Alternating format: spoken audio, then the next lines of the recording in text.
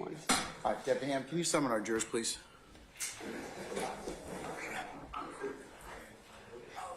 What's up, first? All right.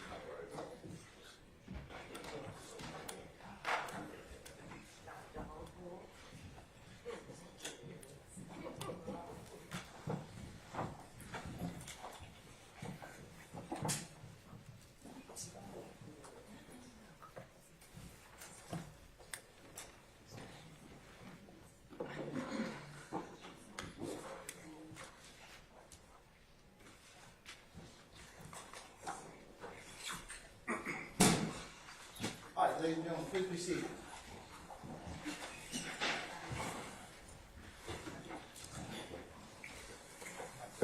Deputy Ham, all jurors present, sir? All jurors are present, counted for. Okay, all right. Ladies and gentlemen of the jury, good morning. Good morning. All right, we're going to continue with examination of our current witness. Madam, you're still under oath. Yes, sir. Okay.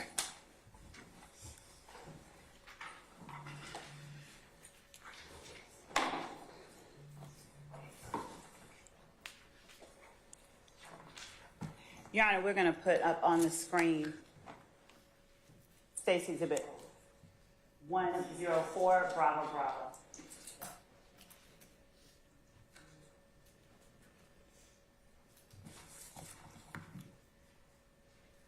Detective Gaither, before we get into the next interview that you had with Walter Murphy, I wanted to ask you a couple of questions about the interview that you had with him on in July of 2015.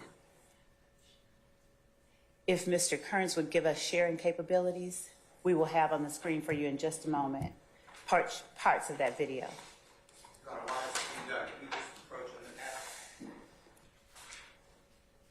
Okay.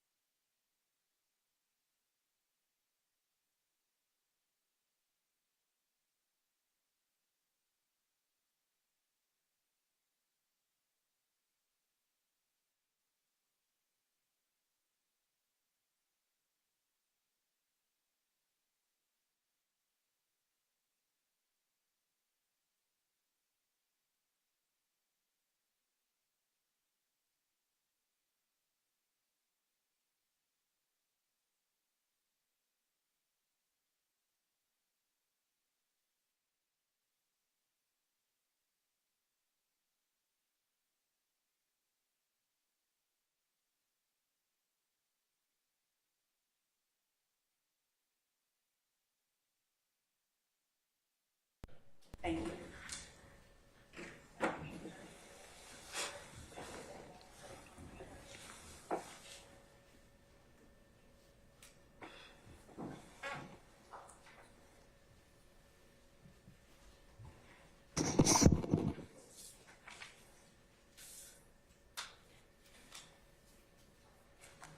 All right, madam, you may proceed.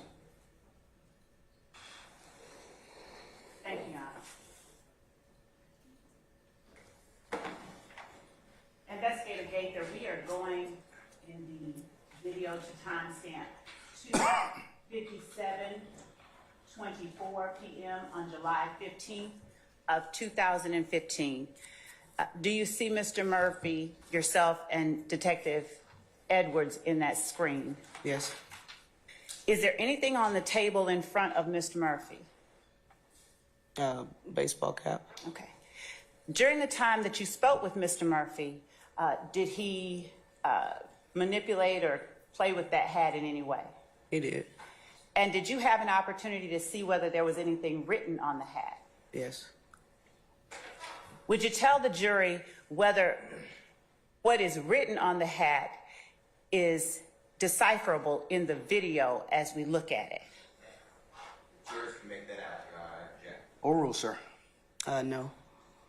Would you please tell the jury what it was that was written on the hat that Mr. Murphy came into the Atlanta Police Department headquarters wearing on July the 15th of 2015? It read "Free Roscoe" across the front. During the course of your interview, did you ask him about that hat? Yes. Did he tell you anything specifically about it? I don't believe he did. We kind of joked about it when it had been sitting there on the table, but I didn't pay attention to it. And when he was playing with it, he flipped it around, and that's when I read it. And I was just teasing him about it. Okay.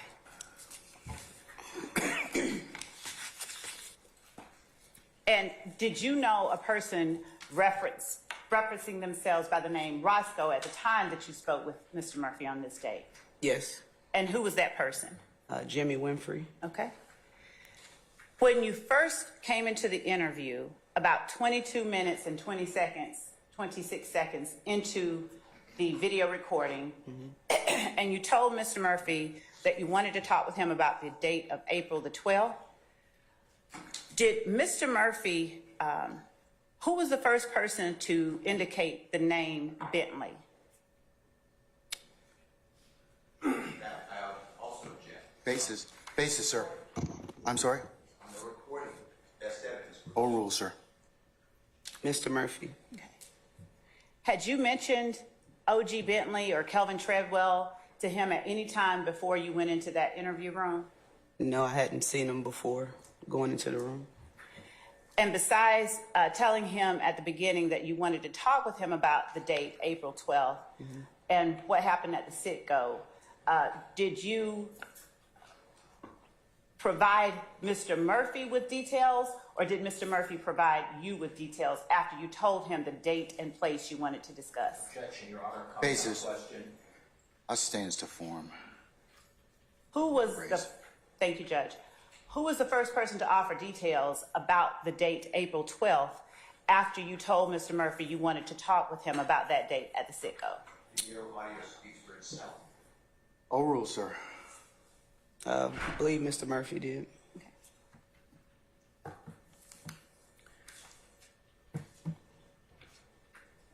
During the course of your interview with Mr. Murphy, did he talk about something called stain, to the best of your memory? Yes. Right. Would you tell the jury, based on your knowledge, training, and experience, what stain meant in the context of your and Mr. Murphy's conversation? From my understanding, stain means a level of authority or respect within any particular game that you're involved in.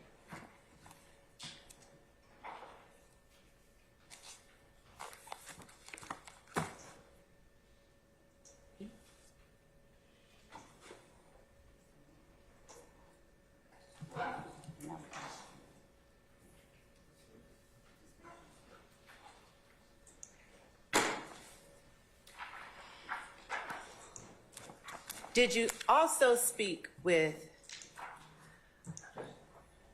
Mr. Murphy about how he got to where he was from the music that you are aware he was interested in? Question vague. I stand the questions to form. Okay. You can rephrase it. Thank you, Judge. You have time? What's the time, Steve?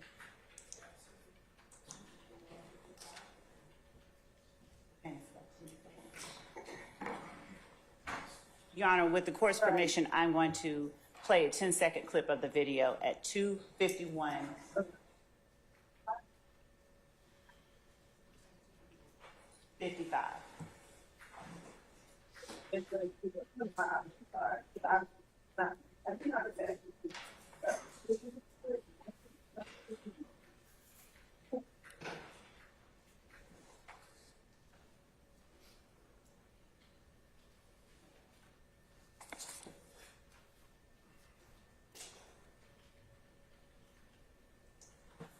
And while we're pulling that up, before seeing the Free Roscoe hat in front of Mr. Murphy, had you seen Free Roscoe as a hashtag or slogan anywhere else before that day? Yes. Where? On several, I'm sorry. On several what? Oh, I thought you were pausing me. On several members of YSL social media pages. They had it printed on T-shirts, hats, stickers throughout the city, posted on poles and buildings. And did you see any of those stickers, messages, posts prior to the date that Lil Wayne's bus was shot up in the city of Atlanta? No.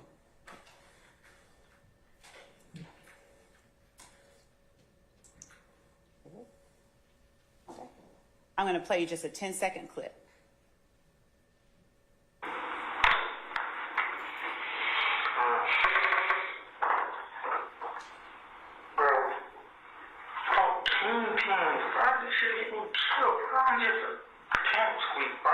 I understand. Shit, I ain't shot nowhere. How'd you get called up there with all that? I was just at the wrong place at the wrong time. I'm talking about just, not just this particular incident, I'm talking about period. Huh? Period. How did y'all get caught up with that? I remember when Thug was rapping, he was a red cartel, you was a real cartel, y'all would block and all of that. How did it go from for real music to all of that?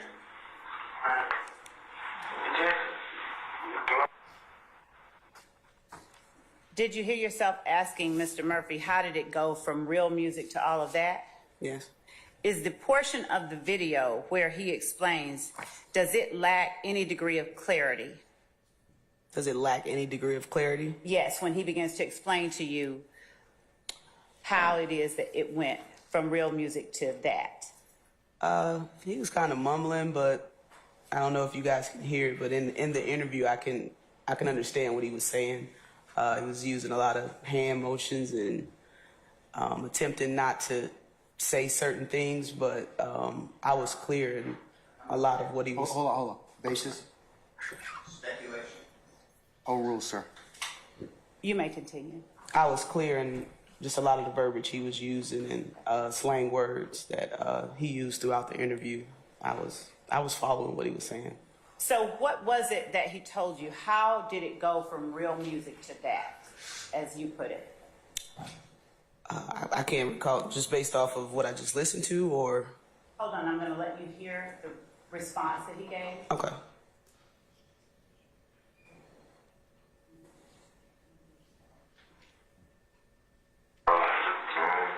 And then it ain't got nothing to do with the music. I know. This is the first time you read shit. Ben has some money. Wait for those you thought about it. You know what I'm saying? Yeah. And you know what I'm talking about? These folks Ben having money. Ben getting a lot of shit like this. Yeah, I know. I don't do this type of shit like just hand these folks name in the street. These folks got a long, you know what I'm saying? Long record, these folks. But by me knowing them, and you know what I'm saying, being around them, they automatically on their ride. So, you know, on their ride, but then I'm like, the shit that around this shit get me killed or get me locked up. Why can't you just say no? Why can't you just say no? I'm not doing shit right now. I know. Yeah, because what you know too much. Just to get your life taken. Stopping, Your Honor, at 2:58, 2:53:35. Were you able to hear his response? Yes. Did the portion of the video that we played just now for the jury, was his response, did it lack any degree of clarity, that portion? No, not to me during this interview. Through the video as we hear it, are you all talking over one another? We are. Sir. answer is no. I object. Basis. Question. Basis. Honest, repeatedly. Your Honor, Mr. Steele, I'm the person that controls the objections. Could you please state the basis for an objection? Just make an objection, state your basis, and then let me handle the rest of it. Cumulative. You need to move on is the objection. That's not the objection. I tell folks when to move on. You don't. Okay? So all I'm asking you to do is to state a basis. That's it. Okay. And then I'll rule. Okay? All right. But as for your objection, I'm going to overrule it. Mr. Sharp, what's your objection, sir? Huh?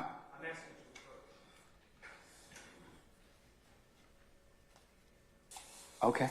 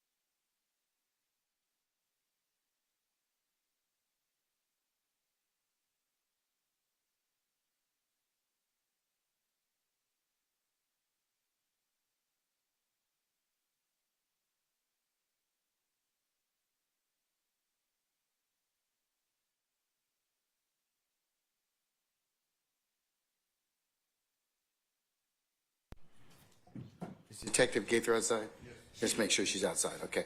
All right.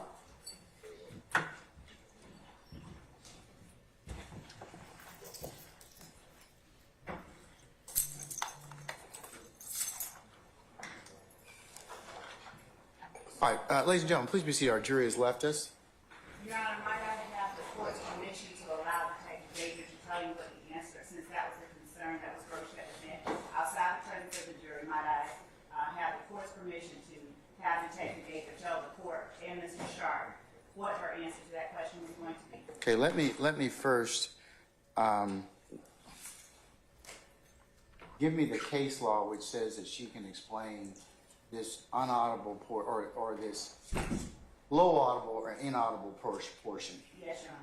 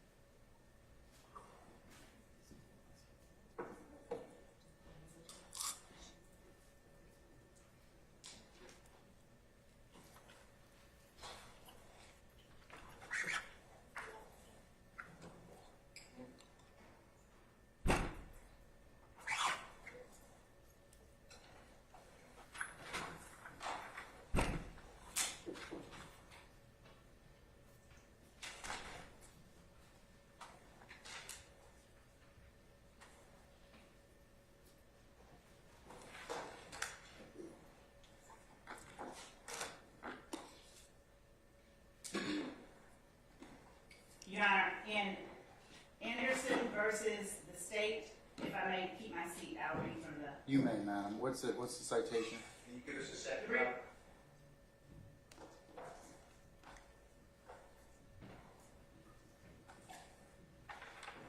Let me have the citation, please. 311 Georgia Ave, 732 at 311 Georgia Ave at what? 732. 732? Yes, Your Honor. Okay. At 738 through 739. Okay, in fact, let me find it first. And to be clear, it's. Hold on, madam. Hold on. Okay.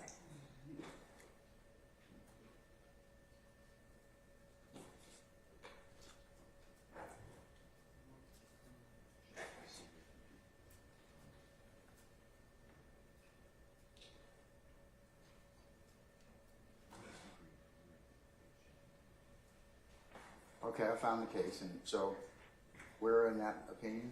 And so, Your Honor, it's at Penn site 738 through 739. It is a case that is not on all four corners of our circumstance, but in Anderson, what the officer does is testify about what is depicted in the video after they show the video to the jury. The argument from the appellant in Anderson was that by explaining what was in the video, what was seen in the video, the officer was improperly bolstering, but the Court of Appeals said that the officer testifying to his own observations regarding the video was not improper bolstering. And we would analogize that to the situation here where when the video and the audio portion of the video lacks clarity and the person who is seated at the table right in front of the person who is making those statements is able to give clarity to a portion that lacks clarity, it is not improper for that person who's sitting there to be allowed to do so. And to piggyback on that, as to the concerns that were brought to the court's attention by counsels for certain defendants at the bench, I did give the court a general offer of proof as to what she would say. I would ask that the court allow Detective Gaither to state into the record, without the jury being present, what the answer is to that question to allay any further concerns.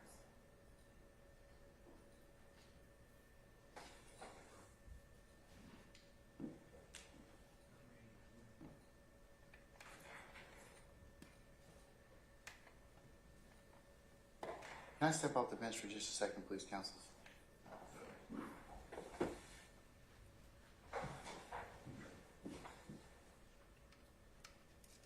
Hey, Kale.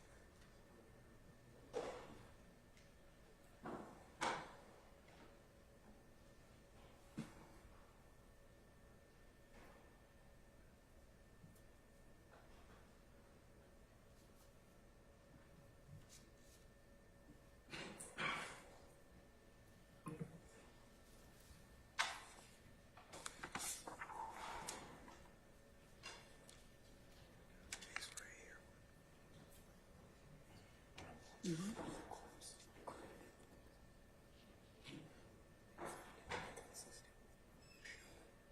the court gave that person allowed an opportunity to.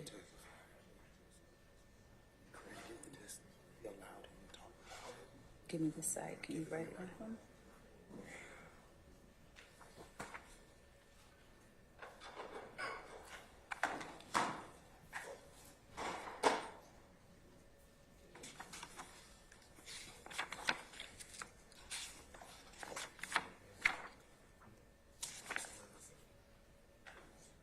What year?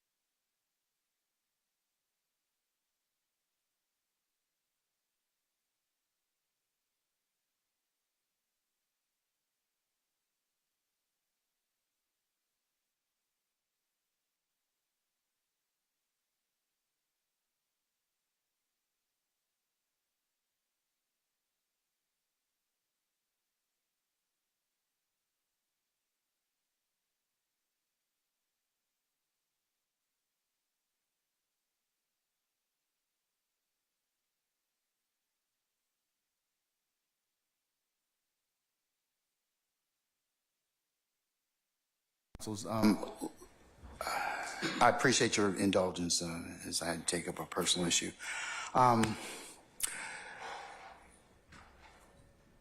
Let me hear from Detective Gaither, and let me see what she says, and then I'll be in a better position to give you my thoughts on my ruling. She's coming in now, Judge. Where's Mr. Steele? Okay, all right. I'll wait till he comes back. Say again? Hold on. Oh. Have a seat.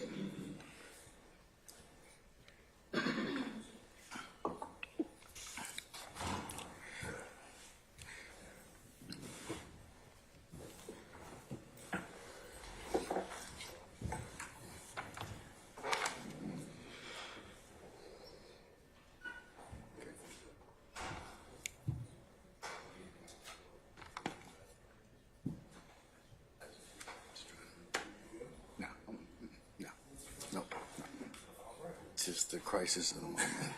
Yeah, I'm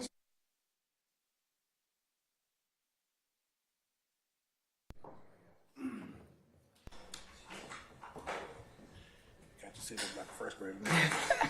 Yeah, you do. Let's see. Who? I'm sorry? Okay, can we, is he in the hallway? Okay, thank you very much, Mr. Adams.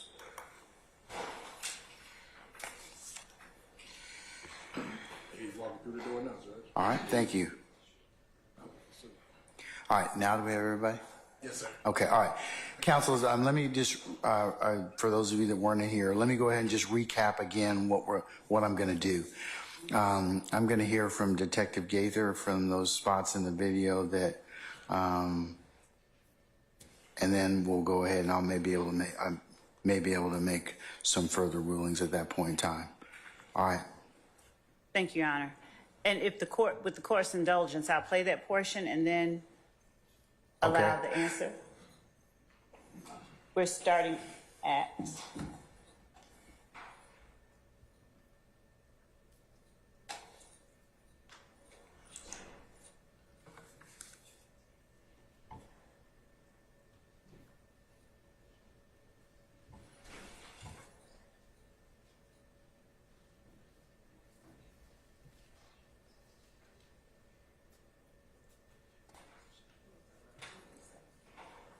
$257.24.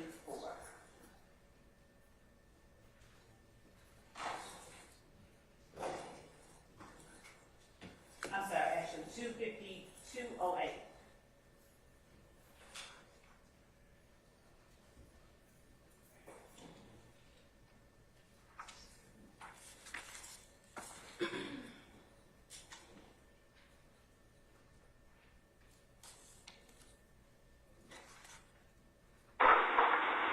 Bro, fucking pins, bro. This shit get me killed, bro. I'm just a pimp squeak, bro. I understand the kill. I ain't shot nowhere. How'd you get called up there with all that? Bro, I was just at the wrong place at the wrong time. I'm talking about just, not just this particular instance, I'm talking about period. Huh? Period. How did y'all get caught up with that? I remember when Thug was rapping, he was a red cartel, you was a real cartel, y'all would block and all of that. How did it go from for real music to all of that? It just glowed over, bro. And then it ain't got nothing to do with the music. I know. This is what like street shit. They didn't have no money. Boy, folks don't even thought about it. See what I'm saying? Yeah. And you know what I'm talking about? These folks been having money, been getting a lot of shit like this. Yeah, I know.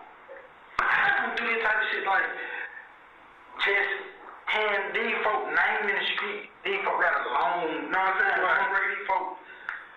But by me knowing them, and you know what I'm saying, being around them,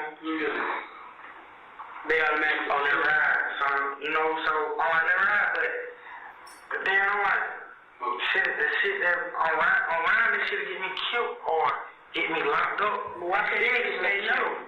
Why can't you just say no? I'm lying with you right now. Because I know you know. Yeah, because 2:53:32 p.m. Wait. 2:53:32.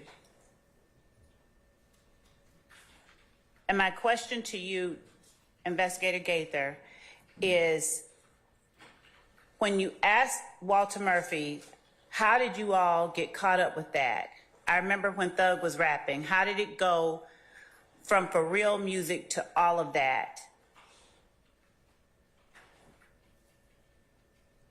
Would you explain whether the response that you got is clear on the audio and videotape from 2:52:35 to 2:53:32, as you can listen to it from the recording that you are hearing in the courtroom today? Portions of it is not all the way clear. As you sat there during the interview in person with Walter Murphy, did you have the same amount of clarity that you get from listening to the tape, or could you understand more clearly what was being said? I can understand him clearly sitting in front of him and just talking to him in the interview. For the court's edification, would you please tell the court what Mr. Murphy's response was to your question, how did it go from Real Music to all of that? If you can play back that portion,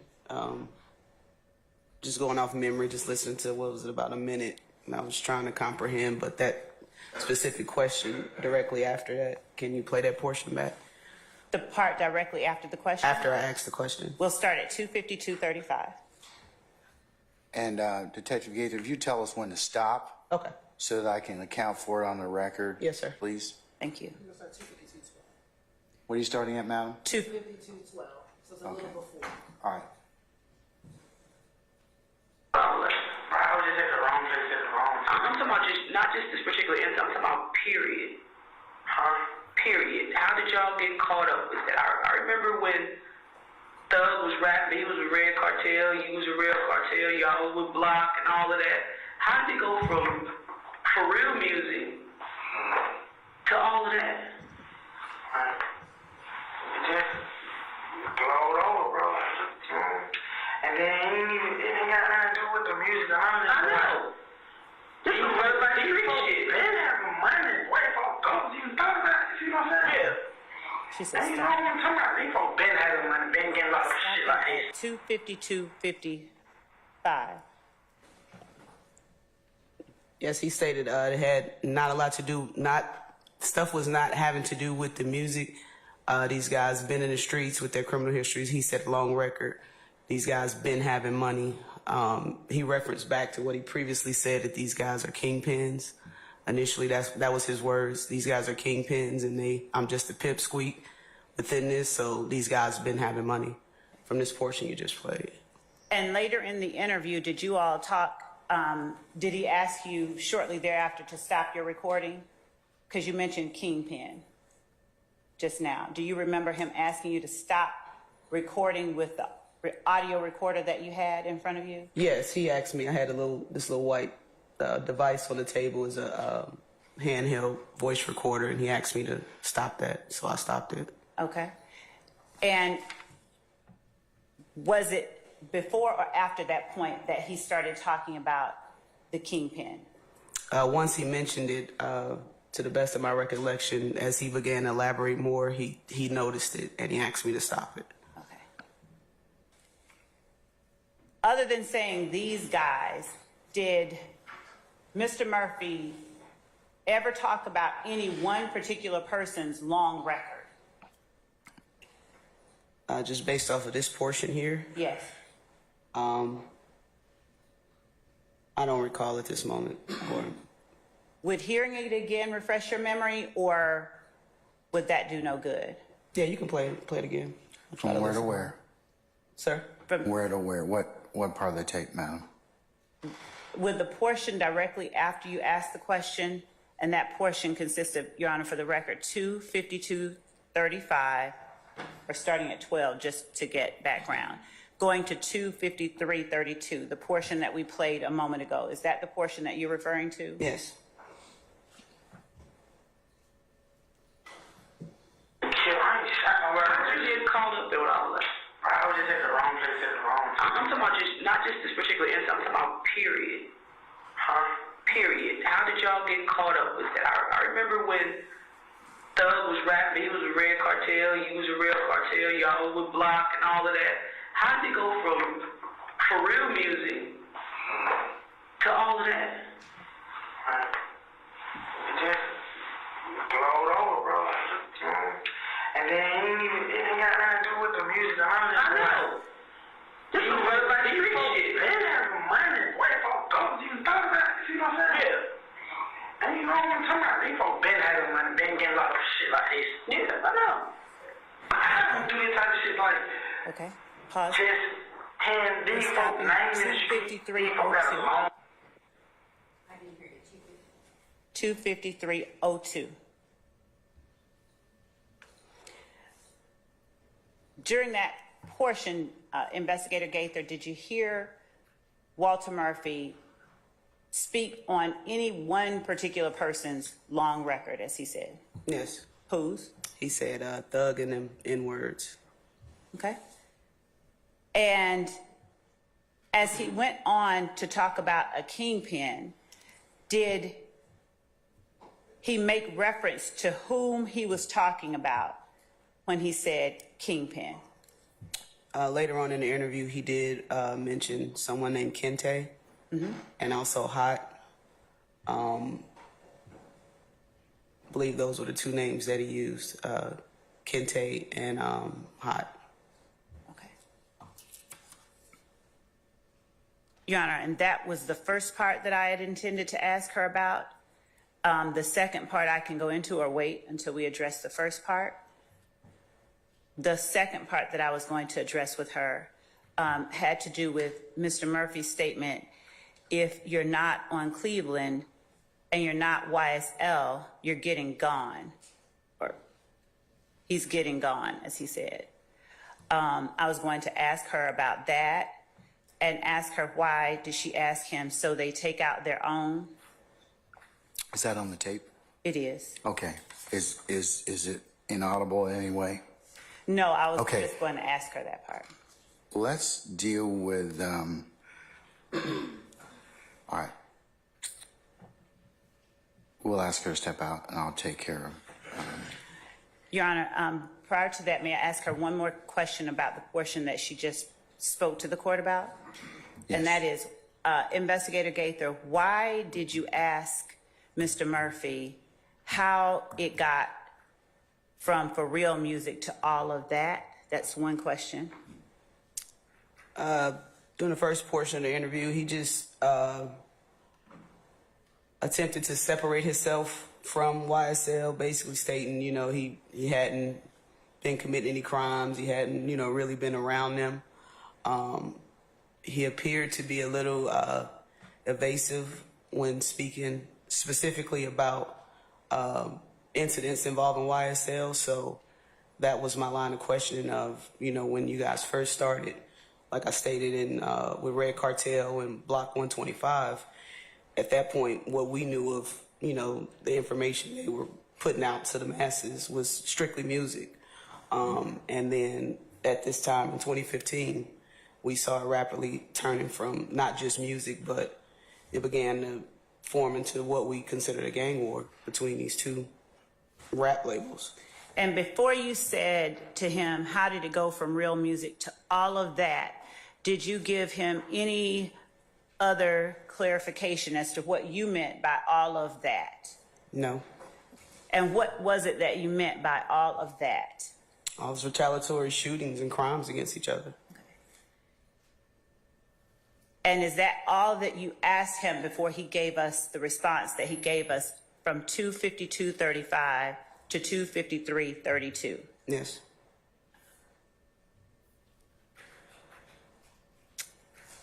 I think that's it for the questions that I have for the witness, Your Honor. All right, ma'am, you can step out, please.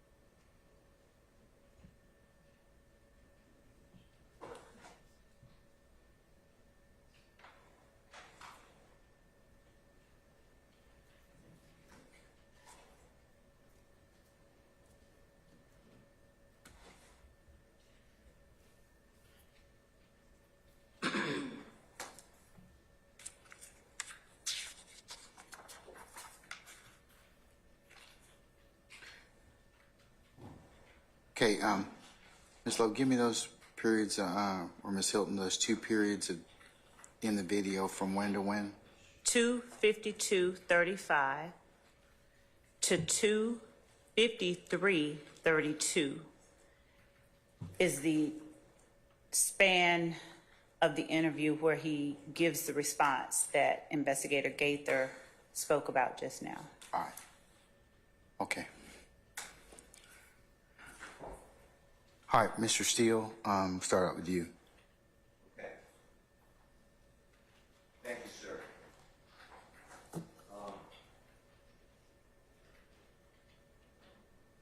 Your Honor, first of all, Anderson versus State, which is 311 Georgia Appeal 732 in Division 2C.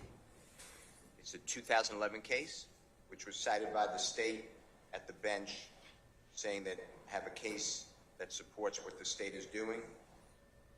And I don't know if the court had any time, but I've read Anderson already. I've had a last chance to take a look at it. so Anderson doesn't apply. First of all, it's 2011 for our new evidence code. That's pretty irrelevant. Second of all, the trial court actually sustained the objection of the defense lawyer, who said that the officer could not narrate the video, and the trial court in that case struck from the record in front of the jury any statement made narrating it. The issue on appeal was that the defense lawyer then went to bolstering, and the Court of Appeals said and defined bolstering as vouching for the believability of a witness, and that was not bolstering. So Anderson is a non-starter. Well, the court did say that he could testify as to his own observations regarding he was testifying as to his own observations regarding the video. No, that's what was the setting up the issue, and then the trial court sustained the objection of the trial lawyer that the officer could not do that. Okay, but it wasn't improper bolstering. So, and no one here ever said this was bolstering. okay, but all right. So Anderson is not even, in my opinion, not close. Not close. All right, then the second thing is the witness, if I heard it right before your honorable court stopped the proceedings and asked the jurors to, I think we approached the bench, and then I think that was the next thing in sequence. The witness actually said, no, I heard it. It's understandable. So I don't know how we're continuing on with this. The actual question asked in court when court was moving is, was that understandable? And the witness, to my ears, obviously, whatever, you can look it up in your real time. I believe that the witness said it was understandable. So I thought we were just moving on. I don't know how we're now backtracking. And then the third thing is this was never asked of Mr. Murphy. He's the speaker. It doesn't matter what this witness believes was said. It matters what Mr. Murphy said, and confront Mr. Murphy, and then it becomes a prior and consistent statement for this witness to say, no, that doesn't make sense if that was said, because here is the conversation in context. The state never asked Mr. Murphy, just like most of this recording, about that segment. In addition, Birdman, you heard that earlier in the proffer, maybe at the bench. I can't remember. It was either at the bench. Mr. Chart saying it's at the bench. He's not mentioned in here at all. That was inputted by the prosecutor. And that's Brian Williams. If you don't know who that is, it's a record producer, works with Rich Gang. You may remember the band or the group. Anyway, he's not mentioned at all except by the prosecutor's mouth. So to me, I am still maintaining my objections. I may not have been as articulate as I should have been. Move on, to me, is an objection under waste of time. It's a 403, or excuse me, 24-403. But I'm the person that decides that. You aren't. Decide everything. Yeah, I know, but you aren't. So it would be an improper objection for you to make. A move on objection. Okay, that's mine to make. Your rationale is correct, but saying it is not proper. That's for the court that's for the court's purview, okay? I don't agree it's not proper, but in this court, I will absolutely absolutely not say move on. I will say 403, waste of time.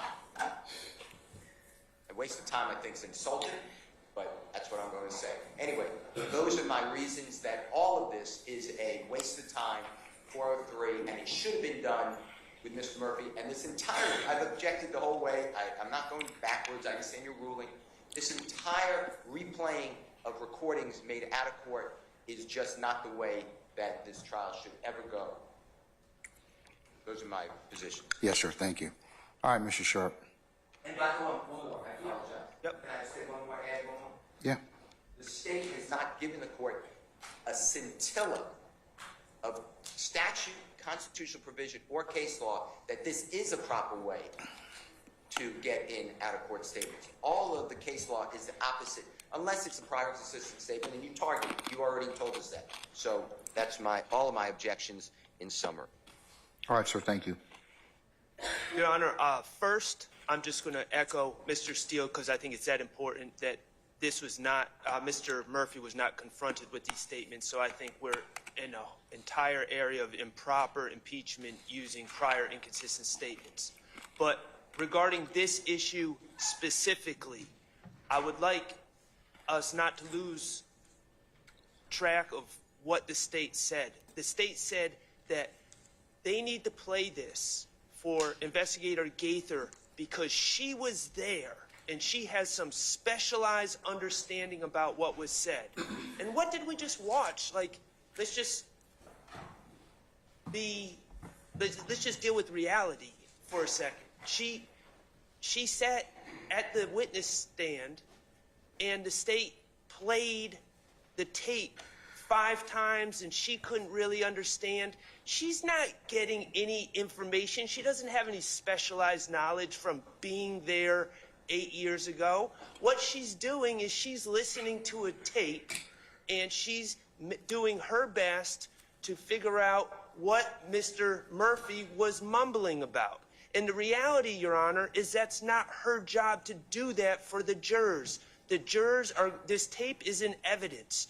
The jurors are going to have the ability to hear this tape. They're going to have the ability to say, when they're deliberating, Your Honor, they're going to write a note, Your Honor, we're having trouble with this tape. Can we replay the tape? And then they can make their own determinations as is in their province as jurors of what was said. But having someone else, not because they were there, but having someone else just listen to a tape and determine what they think is said and then tell the jurors what they believe was said after listening to the tape themselves is wholly improper. The jurors are supposed to listen to the tape and determine what was said. That's their job. It's not Investigator Gaither's job. Thank you. Anybody else? All right. Members. That was me, Your Honor. Say again. I'm sorry. That was me. I was just going to give the court 2 more cases. And I was going to point... Anderson doesn't kind of hit the mark in that. Right. respect. I was only going to point out with respect to Anderson that the court there said the trial court should not have kept out that portion of the testimony, but U.S. versus Whitlock, WHITLOCK, 493, Fed APPX 27. And with respect to the new evidence code, as long as the new evidence code does not change the state of the law, looking at prior cases before the new evidence code that have not been overturned or changed in any way is still proper for the court to do. In this particular case, Whitlock, When was Whitlock decided? 2012, and I also have Ellis versus the state, 312 Georgia, 243. That was in 2021. What's the citation for Ellis? 312 Georgia, 243. All right, give me a second, please.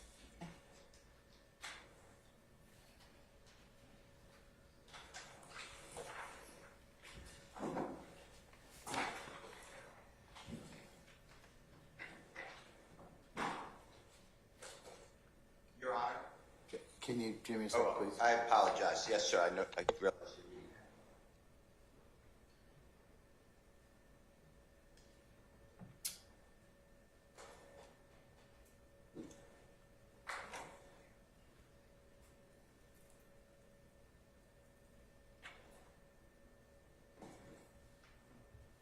And that's in section 2 of Ellis.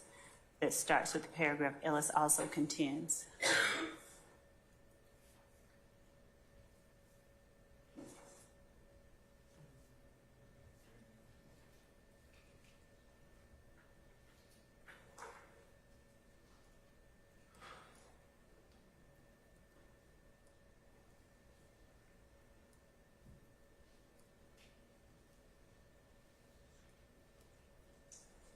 What's the citation for U.S. versus Whitlock again? 493. Oh, 49. Okay, all right, hold on.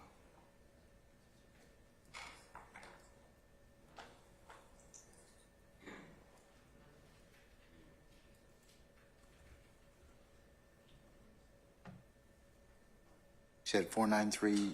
Fed APPX 27.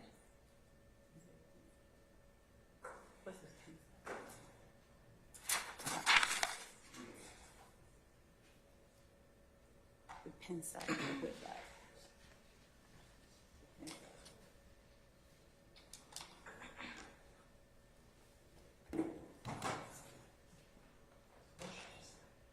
This one?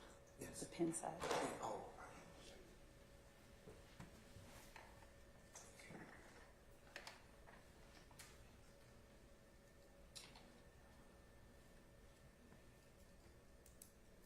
I think it's 28.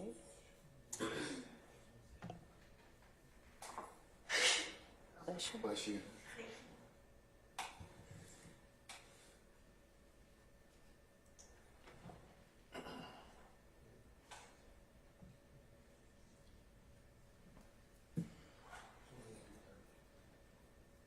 I believe that it is 28 through 30, the pen side.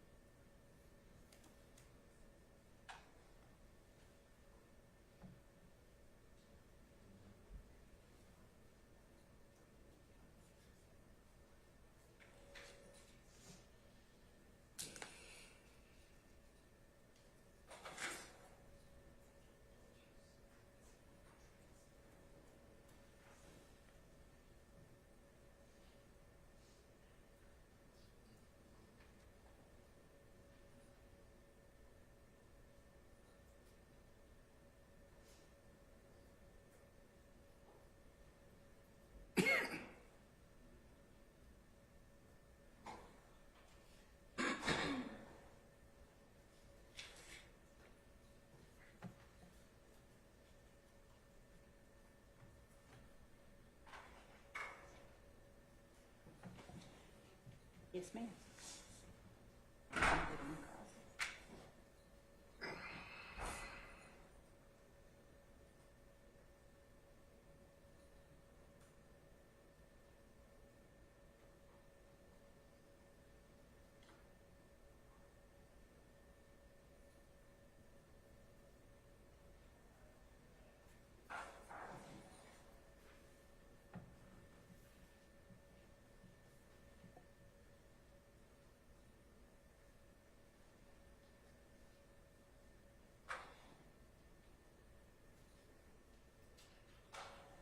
Okay, from reading this particular case, Ellis is very helpful to the court.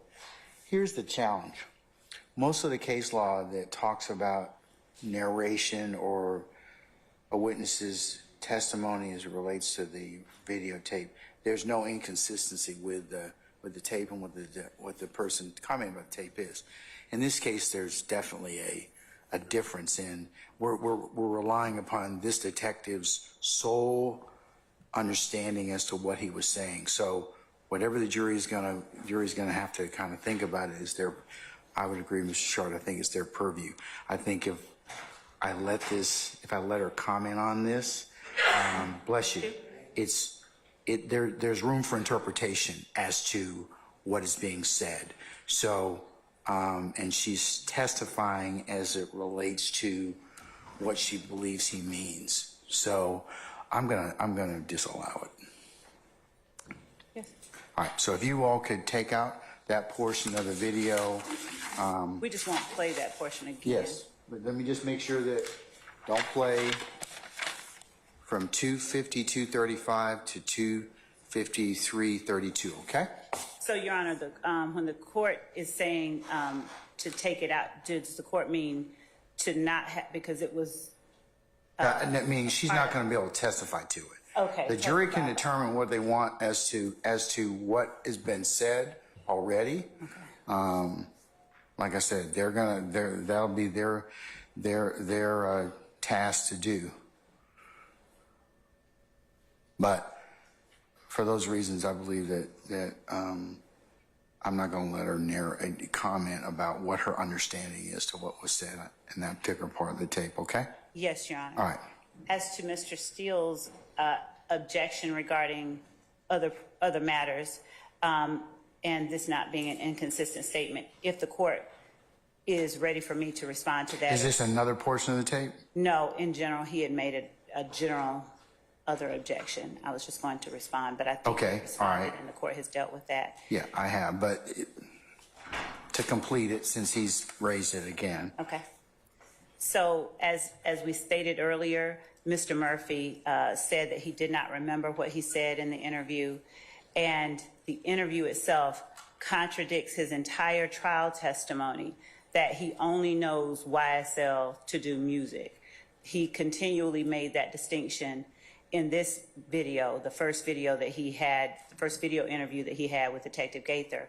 He is talking about whatever the jury can discern from that, but he is talking about something very specific as it relates to YSL, and it has nothing to do with his knowledge of them and the music per se. It has to do with his knowledge of them and their gang activity.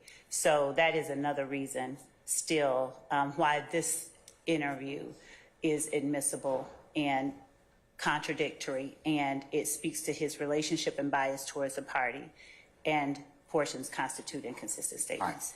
I'm still I'll allow it to be played for that purpose. Thank you. All right. Okay. Can we go ahead and?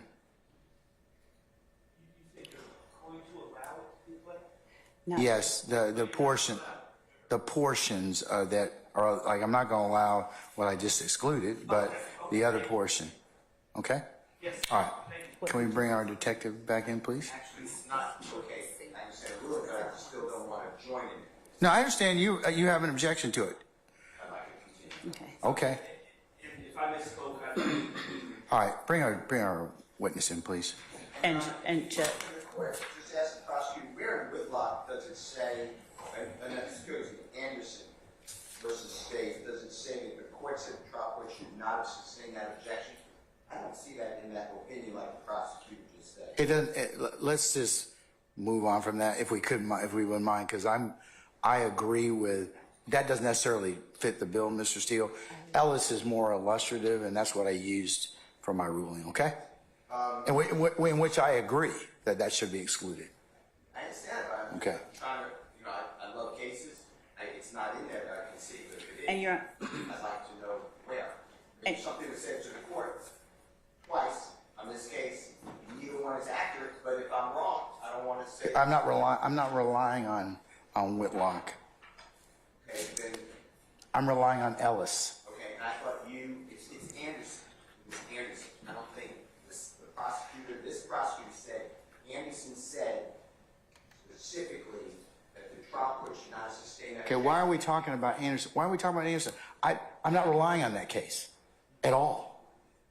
So you rely on the lawyer. No, I'm relying upon Ellis because Ellis talks to me about what is proper in terms of consideration of video and narration. I was taught that candor is critical. And that's what I'm asking. Where's the candor? Can we talk about? Okay, all right. We're getting sidetracked on this. Okay, so You're a great court. and I appreciate that. I appreciate you. Okay. But We're not here with appellate advocacy, Mr. Steele. I understand where you're headed. I understand that you'd like to get granularity on that, but I don't need it for my purposes of my ruling in this case. We can talk about it offline if you'd like to do so, or you can invite Ms. Love's attention in regards to that, but I've already ruled upon it. I'm not relying upon Anderson. I'm relying upon Ellis. Okay? All right. Thank you, sir. And Your Honor, so that I stay in line with the court's ruling, we can play that portion, just Detective Gaither cannot give her explanation of that portion. No, don't play it. It has nothing to do with anything at this point in time. No. When she asked him how did it go from real music to all of that, that portion the court said earlier that we could play, she just couldn't give her interpretation. You've already covered that. That's the problem. That's the challenge. Why are you playing it again? Haven't you played that already? Hasn't the jury already heard that issue this morning already? We did not. Didn't you play that already? Let me get clarity.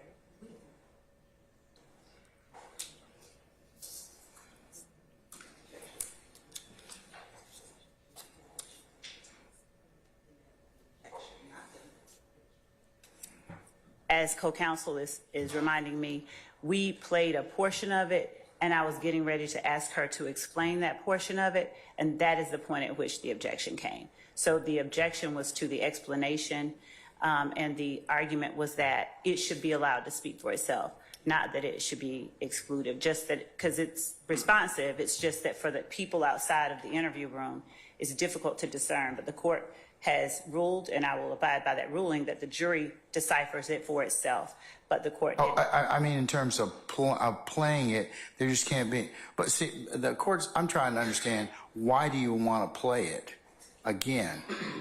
Hasn't it been played already?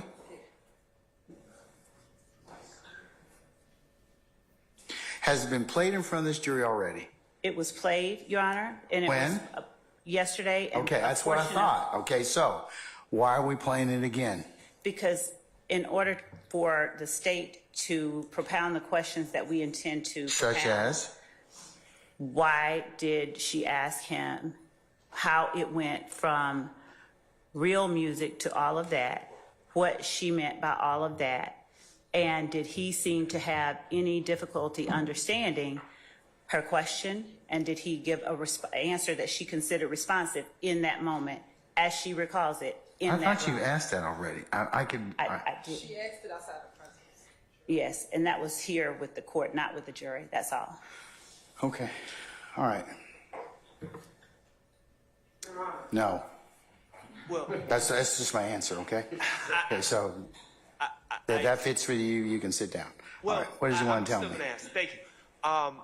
So we raised objections about playing the same video that was already played yesterday, today, under Rule 403, cumulative, places undue emphasis on the evidence, etc.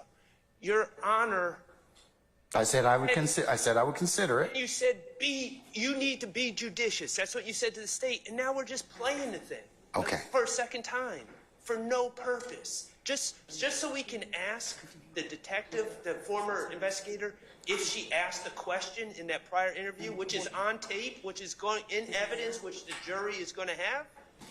That's not judicious. Yeah. Right now we're just replowing the thing the second time around. It's cumulative, and our stance is it shouldn't have been played once, but Okay. at this point it's a 403 issue, and there's no probative value. It's getting cumulative, Miss Love. Respectfully, Your Honor, this is consistent with the manner that Mr. Steele examined Mr. Stevens and Mr. Bean. He first played the entire interview, and then he went back and he played portions of the interview. I believe at one point I leveled the objection that it had already been played. but Mr. Steele argued that he needed to ask about certain portions of it. And this method that we are employing here is in no way inconsistent with methods that Okay, have but been. it's becoming cumulative. That's the challenge at this point in time, is that they don't have the burden. You do. Right. I mean, So you're- and remember, they haven't put on their case in chief yet. They don't have to.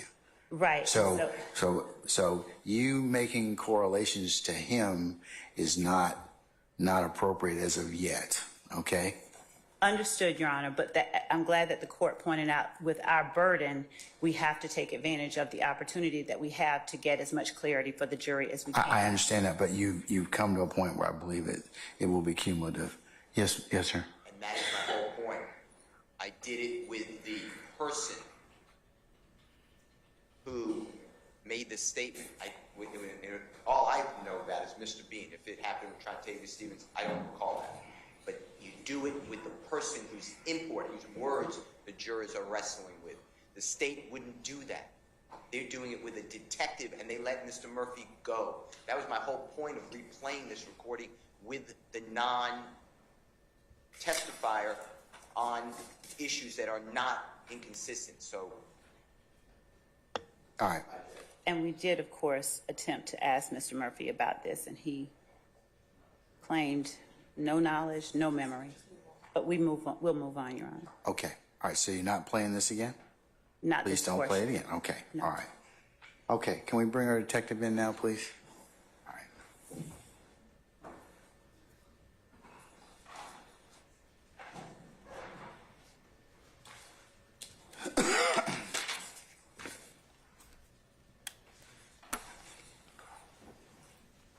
All right, Sergeant Ingram, summon our jurors, please, sir.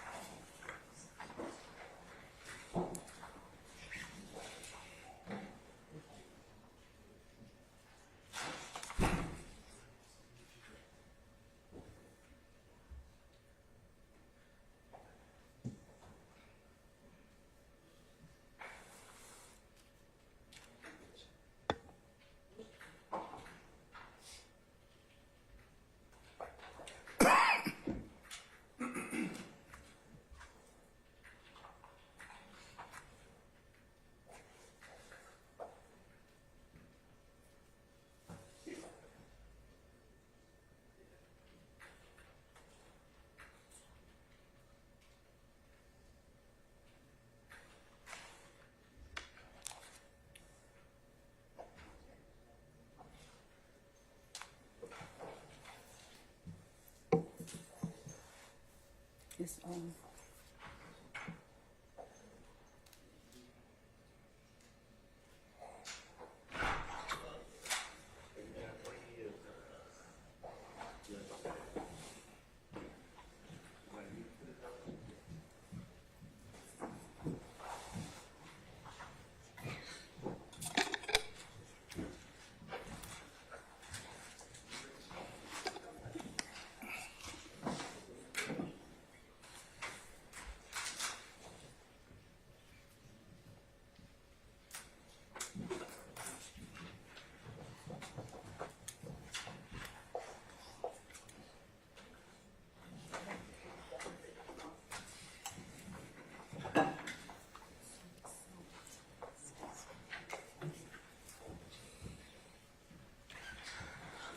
All right, ladies and gentlemen, please be seated.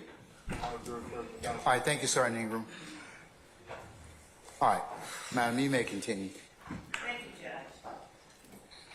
Detective Gaither, after Mr. Murphy asked you to turn off your digital recorder that was on the desk in front of you,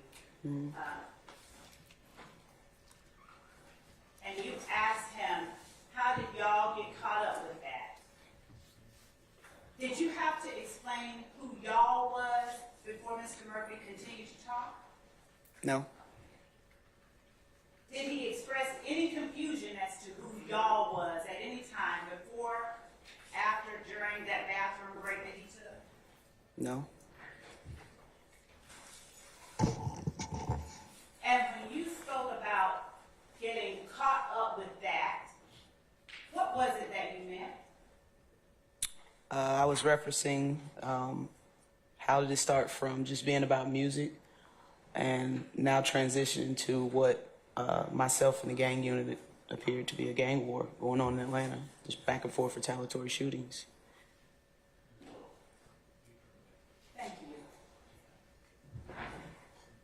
And who was the y'all that you referred to as you asked Mr. Murphy the question, how did y'all get caught up with that? I was speaking about YSL members and their associates.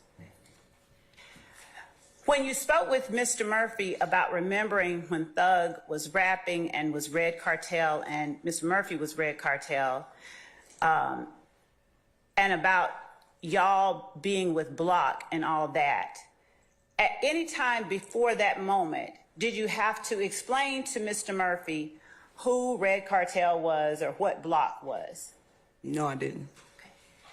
Did he ever express any confusion before or after you made that comment or asked that question as to who Red Cartel was and what you meant when you referenced him and Thug being Red Cartel?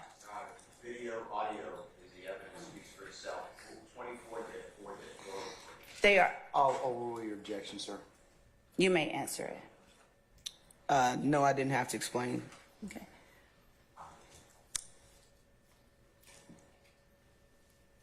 When you asked Mr. Murphy the question, how did it go from real music to all of that? Why did you ask him how it went from real music to all of that? I sustain the objection.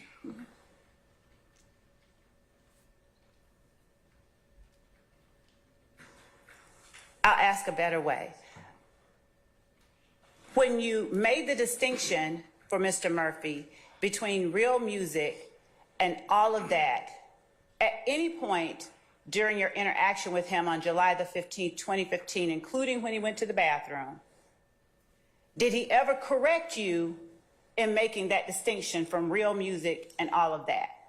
No.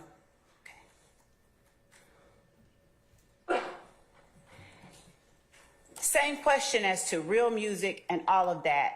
During any time during that interview on July 15, 2015, whether when you went to the bathroom, out in the hallway, did he ever express any confusion about what you meant when you asked, how did it go from real music to all of that? 24-3, 4-403, and it played in evidence. I'm going to overrule the objection, sir. You may answer. Did he ever express any confusion outside that room, hallway, anywhere else, about what you meant when you said, how did it go from real music to all of that? No. All right.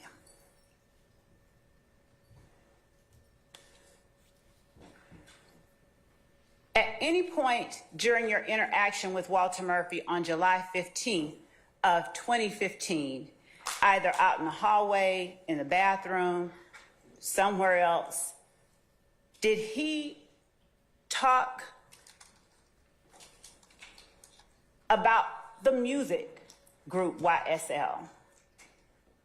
No, I don't believe we had any conversations with him while he was sitting on the toilet. And at any other time, did he intend or attempt to elaborate that YSL is only a music group? At any time during this interview? Objection and basis. No foundation. Overrule, sir. Overrule, sir. All right. Overrule, sir. You may answer. Can you repeat that last question, please? Yes, Your Honor, with the court's indulgence, may I ask the court reporter to repeat it directly and explicitly? Thank you. Ms. Weaver? And at any other time, did he intend or attempt to elaborate that YSL is only a music group at any time during this interview? No.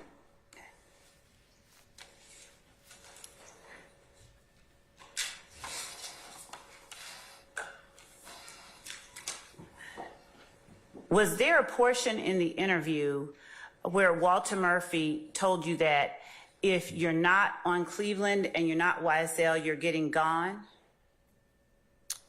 Yes, I believe. Your Honor, it speaks for itself. It's an evidence. Your Honor. I'll rule the objection, sir. Yes. Okay. Did you have any trouble understanding what he meant by those words? Sorry, objection relevance. Oh, I'm sustained the objection. Why did you ask him so they take out their own after he told you that? Objection relevance. I'll rule that objection, sir. You may answer the question. Why did you ask Mr. Murphy so they take out their own after Mr. Murphy said, if you're not on Cleveland and you're not YSL, if you're on Cleveland and not YSL, you're getting gone? Just based on that statement, the way I interpreted what he said was, I sustain the objection. Without speculating about his meaning, when you asked him so they take out their own, what was it that you were asking him? Relevance. Overruled. Overruled, sir. Overruled. Okay, 24, Let me guess, 4403 again? no, 404A. All right. Still overruled, sir. 404A. Overruled, sir. Thank you. You may answer. Answer. Thank you. when he stated that we take out our own, I took that as members of the community because we were talking about Cleveland Avenue and YSL. 24-4-404A. Your Honor, Overruled, sir. Please have a seat. we'd like to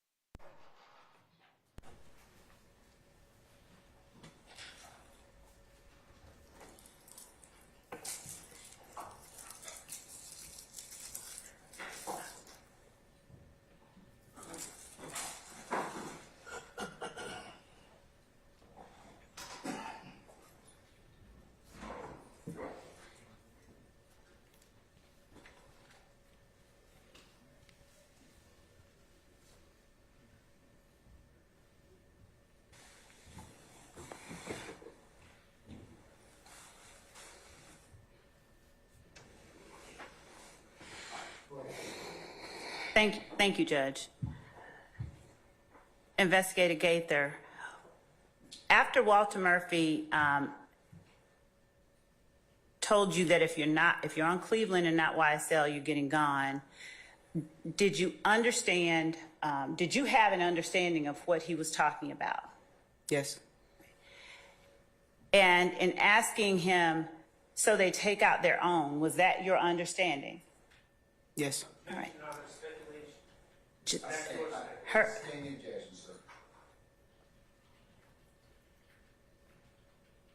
Did he say yes to that question, so they take out their own?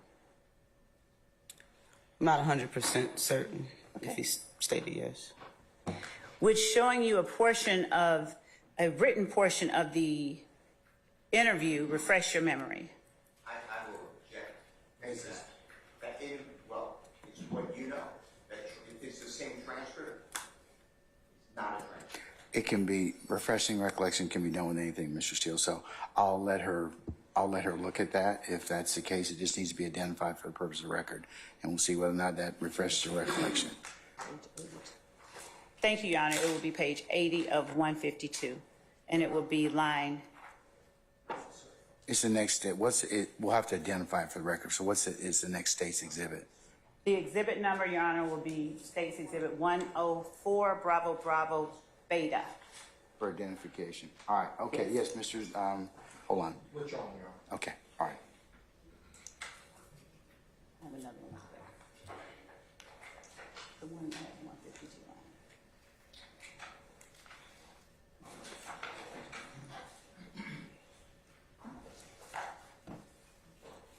Thank you.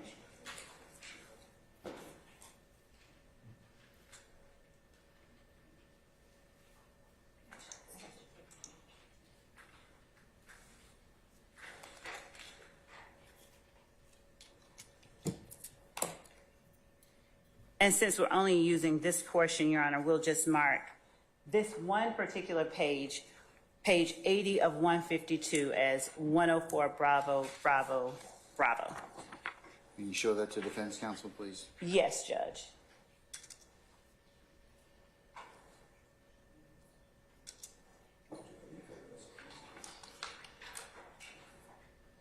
And we also provided a digital copy as well.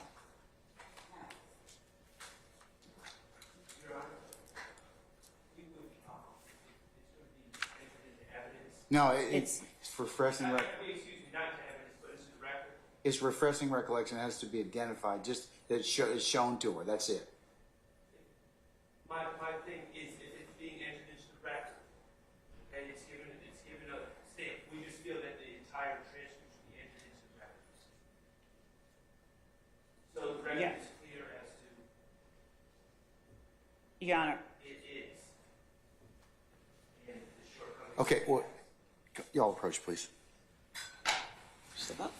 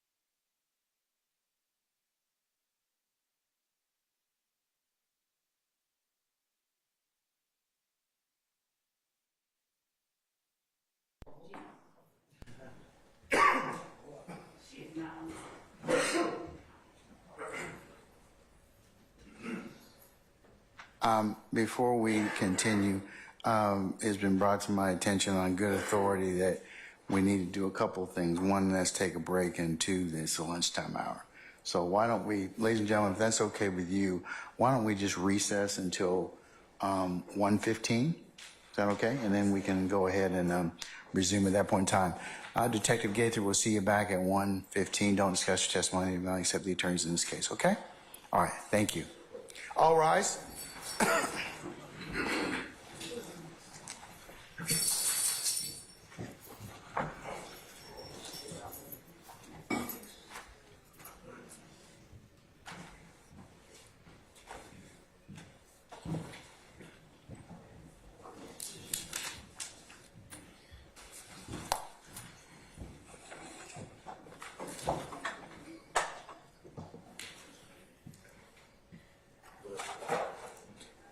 Okay, our jury's left us. We're in recess until 1:15. We'll see you then, okay? Thank you, Judge. Thank you, Judge.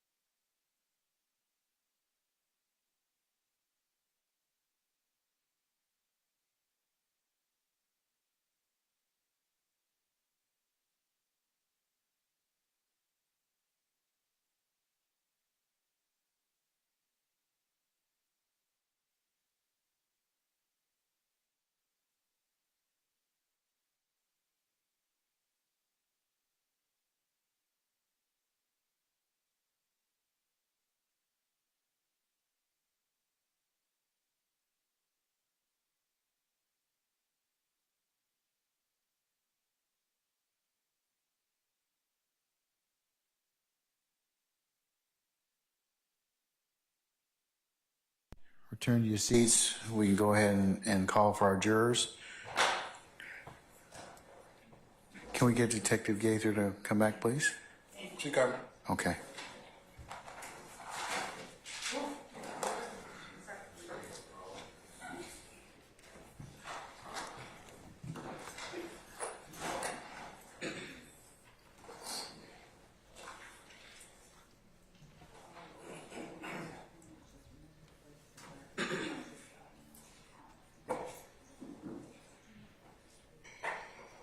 All right, summon our jurors, please, sir.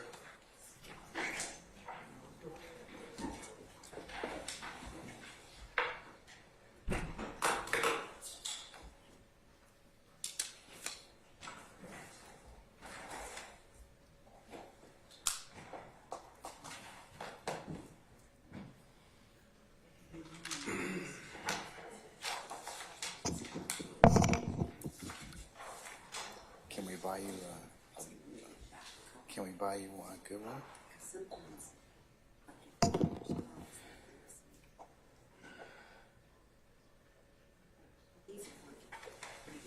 Okay. But is it, stay off, that's right.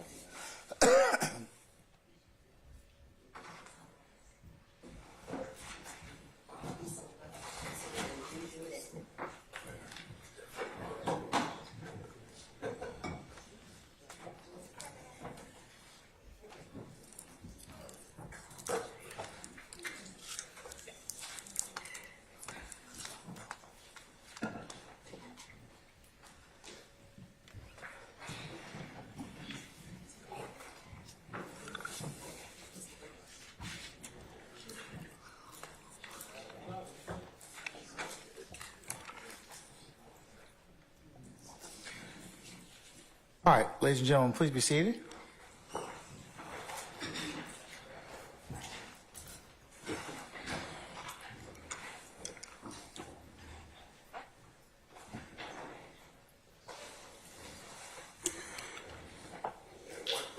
All right, thank you, Sergeant Ingram.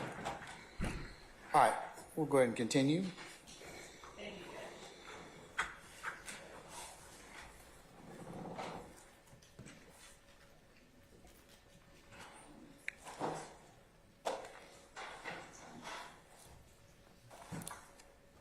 Investigator Gaither, I'm going to move forward to the next time that you spoke with Walter Murphy after speaking with him on July 15th of 2015, okay? Mm-hmm. After you finished speaking with Walter Murphy on that date, July 15th, 2015, where did he go? He went to the Fulton County Jail. And is that also called Rice Street sometimes? Rice Street, yes. And was he booked in at the Fulton County Jail? He was. Do you recall the next time that you spoke with him after that? I believe it was mid-August. Did you ever visit him at the jail between July 15th, 2015 and August 18th, 2015? No. Between July 15th, 2015 and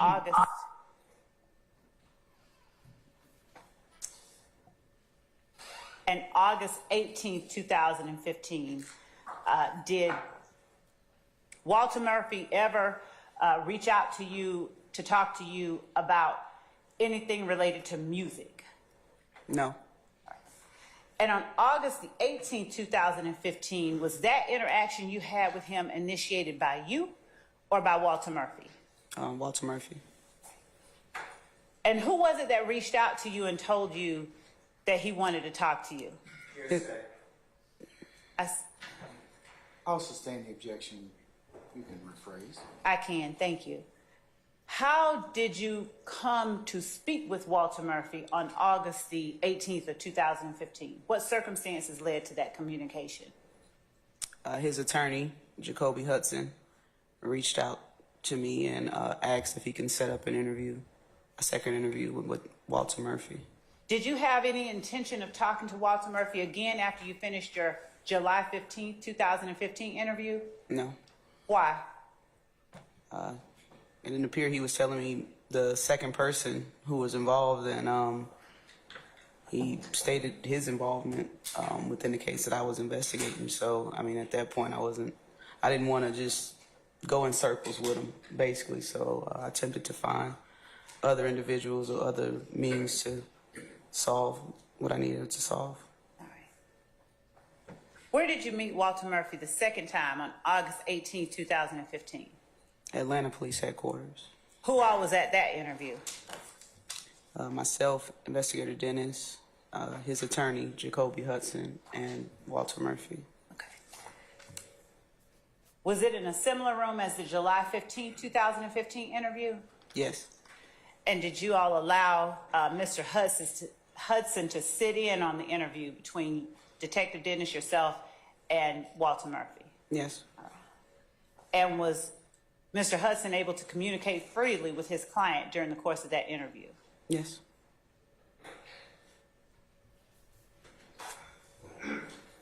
In the August 18, 2015 interview, did you all, either you or Detective Dennis or anybody on behalf of APD, promise Walter Murphy anything to get him to talk to you that time? No. Did you all threaten him in any way to get him to talk to you that time? No. Okay. Was that interview audio and video recorded? Yes, it was. All right. I want to show you what we have labeled, Your Honor, the digital file labeled as State's Exhibit 105, Bravo, Bravo.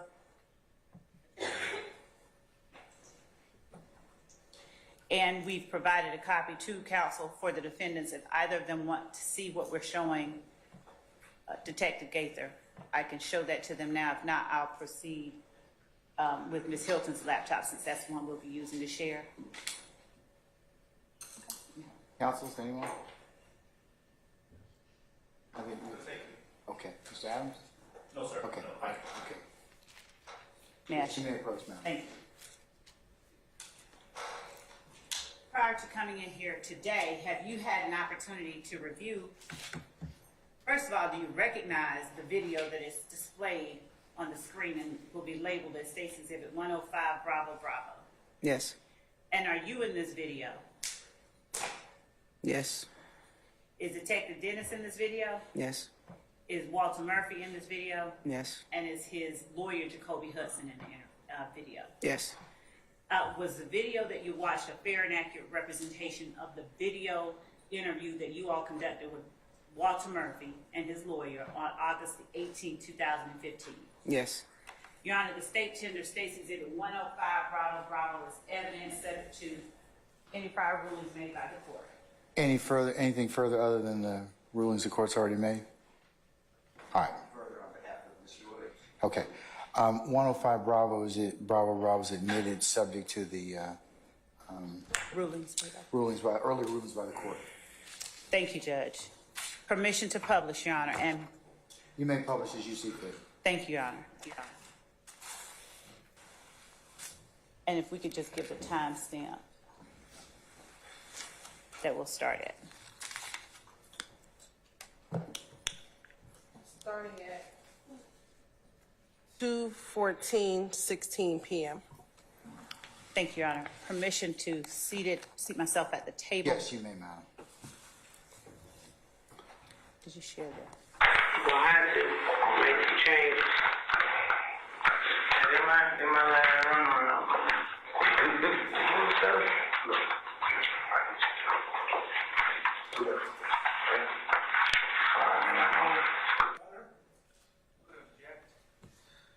Basis, sir. Improper impeachment. Overrule, sir. Fail, fail. I don't believe just playing a video is in accordance with prior rules. She's got. I'm gonna overrule the objection, sir. Investigator Gaither, using the pointer behind you while the video is on the screen and stopped at 2:14:45 p.m., would you please point out who the persons in the room are for the jury? Yes, this is Walter Murphy here. His shirt, long sleeve white shirt. This is his attorney, Jacoby Hudson. This is Investigator Dennis, and this is myself. And just so that the record is clear, is Mr. Hudson wearing a long sleeve white shirt and a tie? With a necktie. Thank you. All right, you may take your seat. Your Honor, we are now resuming at 2:14:45. All right. Thank you. Full legal name, okay. I'm Walter Murphy. WALTERMURPHY. Birthday, 8/9/91. Are you under the influence of any drugs, alcohol, medication, anything like that? Okay. What's your last street address? 1678 Bad Pike Place. What city is that? Conley, Georgia. Conley? Alright. What's the zip? You know? 30328, if I'm not mistaken, I think. Alright. And this is your attorney, Mr. Jacoby Hudson, right? Yes, ma'am. Well, you reached out to us and you wanted to provide some information about this case that you hear on, correct? Yes, ma'am. All right. I want to just once again advise you of your rights, just so you know what's going on. You have your attorney here. If you have any questions of him, anything like that, yeah, we can go back over it again. Just want to find a labor council. Your Honor, we're pausing at 2:16:13, and we would ask the court, there's audible noises that may interfere with hearing the video, if the court could allow more quiet in the courtroom so that the jury could hear what's going on. Where is it coming from, ma'am? I can't tell. It's behind me, so I can't tell. All right, we'll do the best we can with that, okay? Thank you. You got a right to remain silent. You know that any statement that you make can be used against you in a court of law. You know that you have the right to have your attorney present here with you while you're making any statements, and have him present with you while you are making a statement. You know that if you don't have enough money to employ an attorney, then one could be provided for you free of charge by the courts. That if you request an attorney, no questions will be asked until your attorney is present, but your attorney, Mr. Hudson, is here. At this time, do you still want to speak with us with your rights being in mind? All right. Has anyone promised you anything to come down here and make a statement? Okay. All right. The 8th date is August 18th. Okay, we're speaking in reference to this case at 2110 Browns Mill Road. There's a shooting that occurred. Do you know this guy?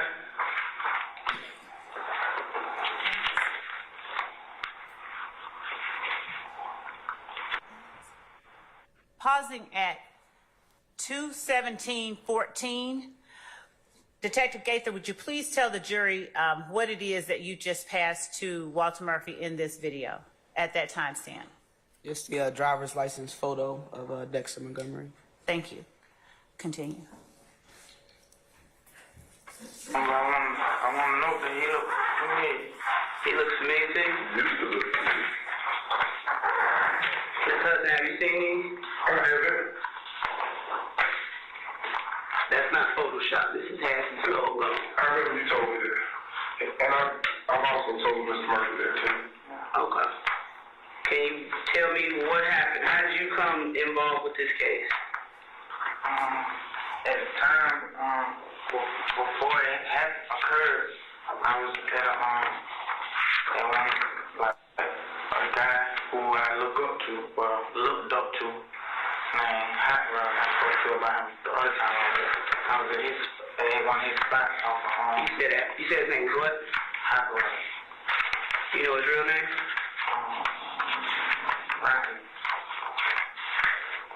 Is this the same person you're speaking about? Yes, ma'am. Okay. Go ahead. I was at his spot. At 2:18 and 19, what picture or what did you place before Mr. Murphy? A photograph of Rodney Allison, a.k.a. Hot. And did he identify or recognize Mr. Allison? Yes, that's Thank how. you. Continuing at 2:18:19, Your Honor. On the road. We were sitting there. It was me, the guy named Nard. One of my little homie's father had pulled up. He had a new stolen car. So A new stolen car? like an up-to-date car. It was stolen though. Okay. He had, I forget what kind. I think it was the new Taurus. A new Taurus? Yeah, like with a police car. He had one of them. So we were gonna get it sold. We were gonna get it chopped. But he pulled up. Make a long story short, we were talking, and then all of a sudden, I come out of that room. You know what I'm saying? Saying, "Let's ride. We got something to handle." He handed me the chopper. We got in the white. What's it called? Who is that?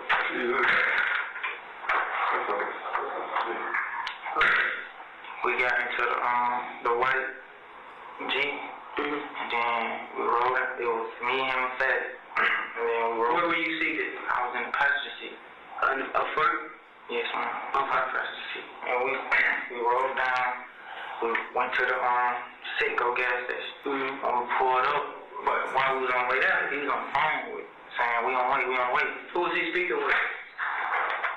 I guess he was speaking with Bentley. I'm not sure. So Nard was on the phone with somebody you assume to be Bentley. Okay.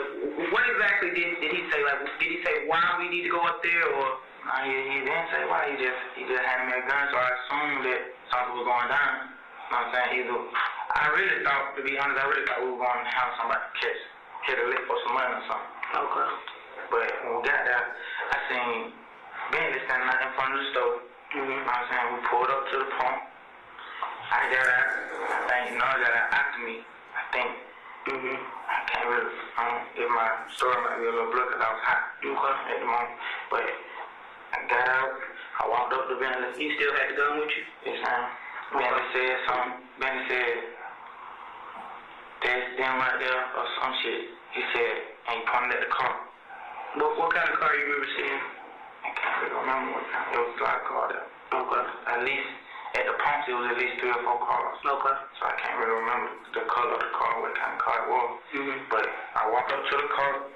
When I walked up to the car, the front passenger one, like it cracked, so I backed up. The front on which side? The driver's side or the passenger side? I can't remember which side it was yet. I just know I walked up to the front window. And what'd you do? And it was tinted.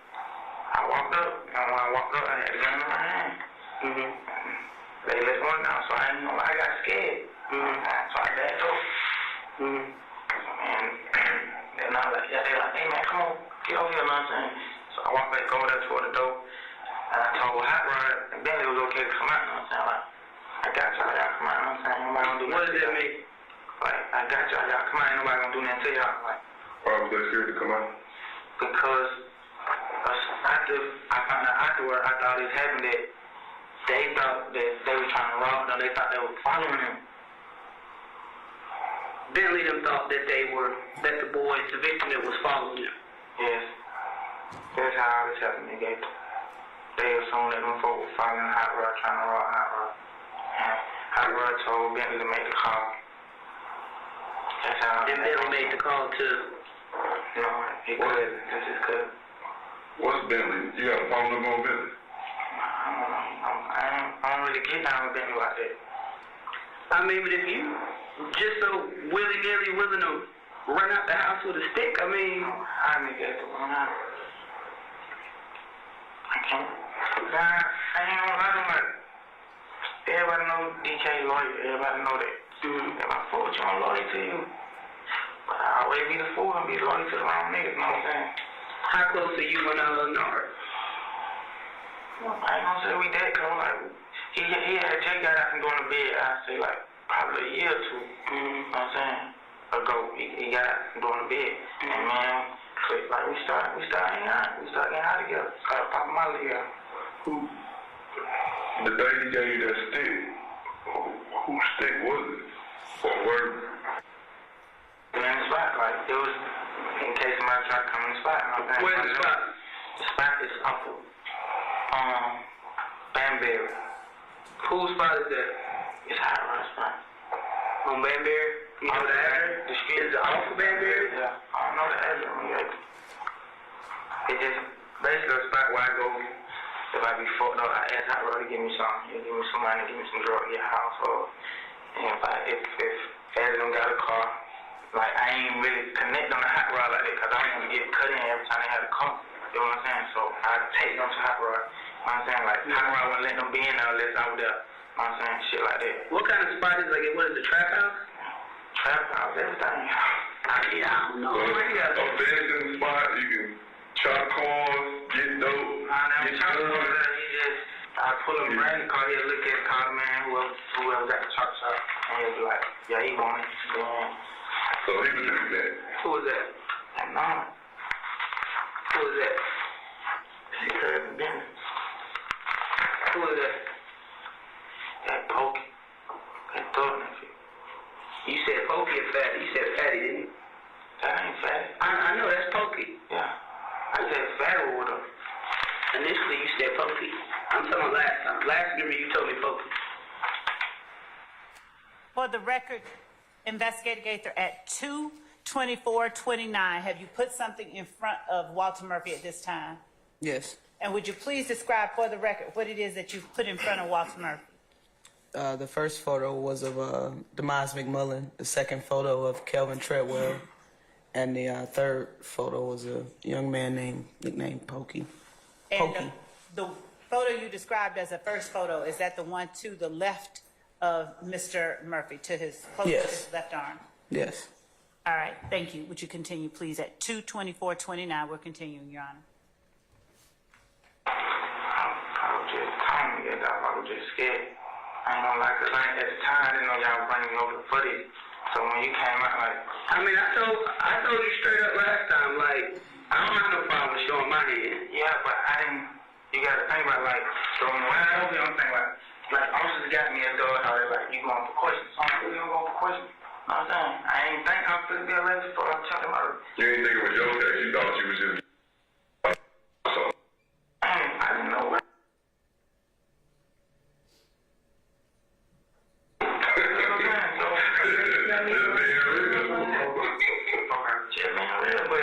Now look, who all was in the car with you? It was me. What's Fatty real name? I don't know your real name. That's Pokey Farm. How well do you know Fatty? I mean, him through Pokey. He stayed in the... At 2:25:29, who all on this date did Walter Murphy say was in the car with him? Himself, Nard, and Fatty. Go ahead. Starting back at 2:25:29. What's it called? King Smith? Yeah, he stayed in the complex called King Smith. My mom stayed out there. But at the time, he was in a little clique, a gang called Slum. You know what I'm saying? Mm-hmm. Who was that right there?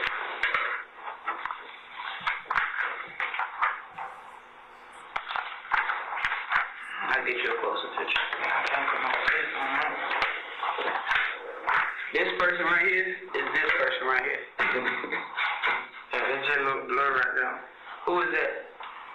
Let me get. Who is this? Hot Rod. And who is this?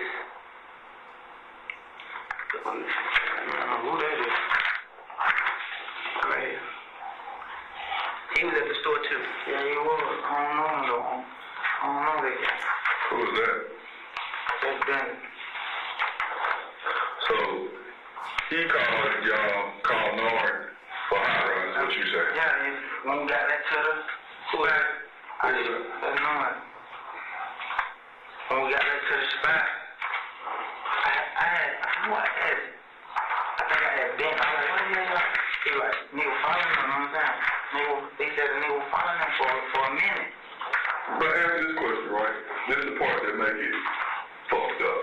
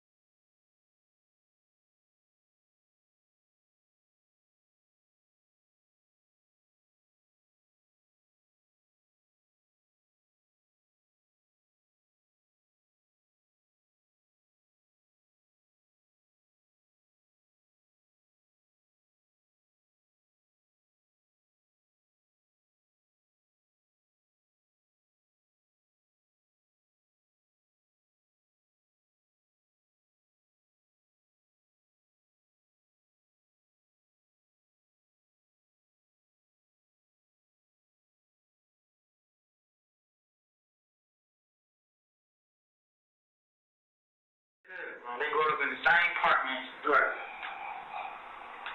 And now they go to Oscar Village together. You got a phone number for Nard or a phone number that he had? Huh? I don't really work on phone like that. I mean, he made a phone call and he was there. He worked off the phone. No, I had a flip phone, bro. No, that just got out. He wasn't here with iPhones or nothing. I wasn't really with my associate like that. You know what I'm saying? What's do you know a number for Bentley? How do you get in touch with these folks? If y'all listening, bro. I'm trying to listen. But everybody, I mean, it's I don't really remember numbers like that. Man, with my lawyer for 2-3 years, I don't got 2 cases. I don't remember his number. I was at 24101.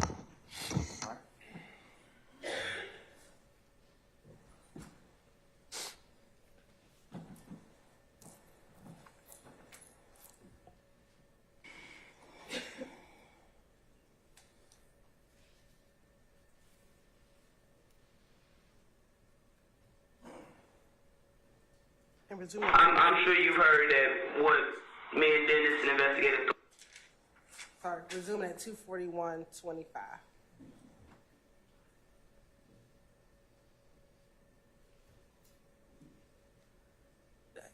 That's bloody. You want me to start? Or do you want to ask a question? Oh. Resuming at 241:25.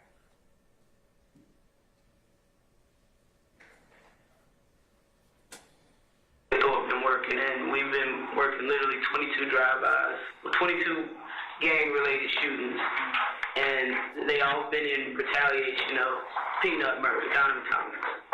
Okay. That's why he's trying to bust your head up in the Fulton County.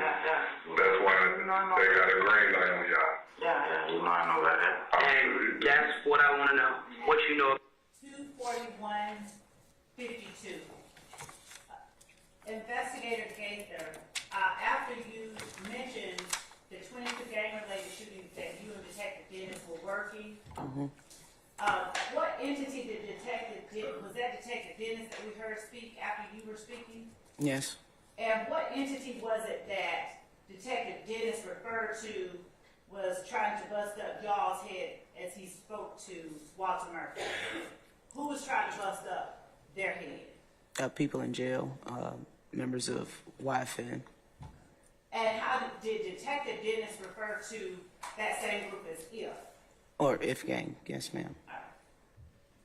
And in response to Detective Dennis asserting that that is why IF gang is trying to bust up y'all's head in the jail, did Walter Murphy refute that or say, no, IF is not trying to bust us up in the jail? Over objection, the video speaks for itself. I'm gonna sustain on other grounds. You can rephrase it. What was Walter Murphy's response to the question or the statement or assertion by Dennis? That's why IF is trying to bust up y'all's head in the jail. He didn't disagree with him or refute what he was saying. He appeared to be agreeing with him. At any point, did he question who the y'all is? Object to the last response and call for speculation. I'll sustain this to form. I'll sustain the objection, I should say.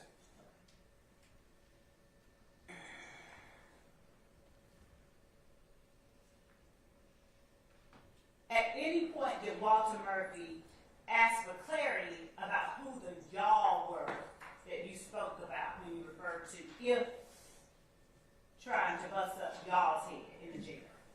No, he did not. And at any point, did Walter Murphy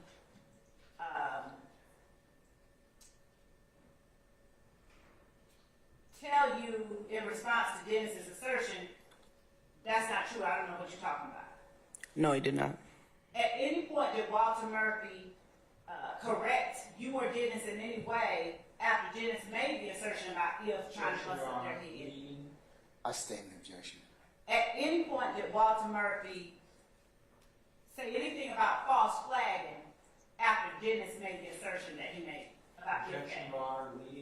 Your Honor, I'm not I'll asserting. rule that objection, madam.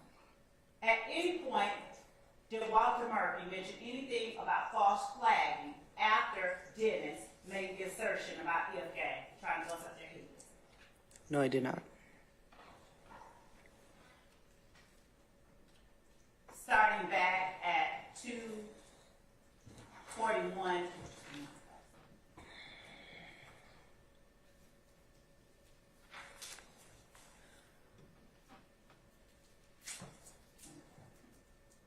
$241.25.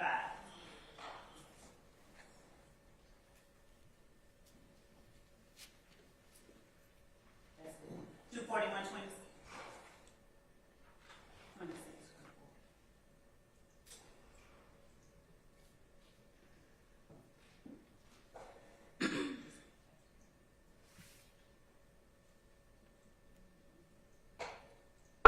Me and Dennis and Investigator Thorpe been working, and we've been working literally 22 drive-bys, 22 gang-related shootings, and they all been in retaliation of peanut murder, Donovan Thomas. Okay? That's why he's trying to bust your head in, up in the Fulton County. That's why they got a green light on y'all. Yeah, you know I know about that. Your Honor, I was trying to let the response be heard, and they talked over it, so I'm going to, with the court's permission, rewind to 241.25 because I paused to ask questions. All right, okay.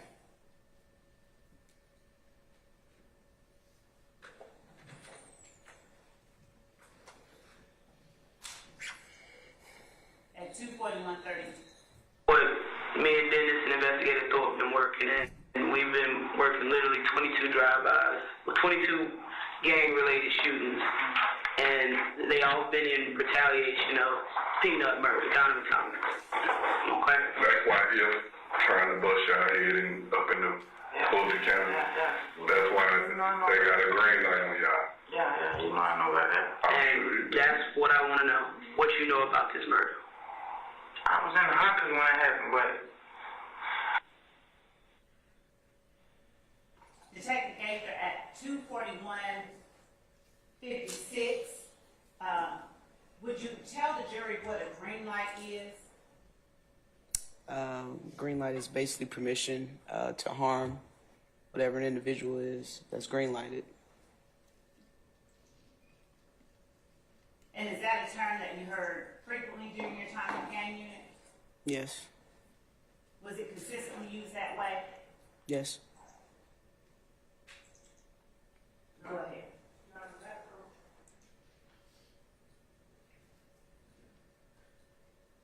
Yes.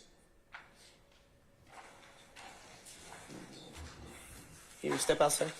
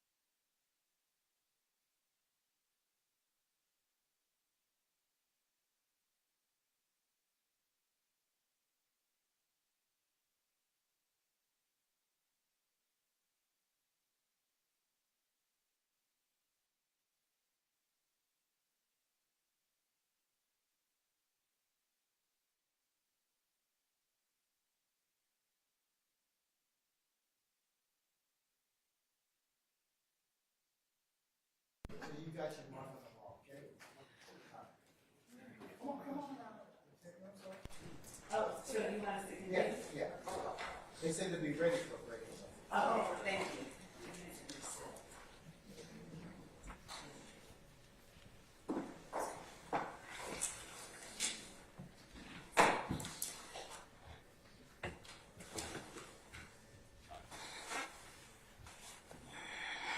And we're starting back up at 2:41:58, Your Honor.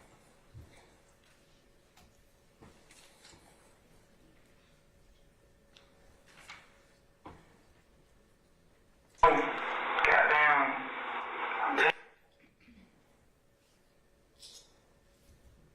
Damn, nigga deep, bro. Nigga.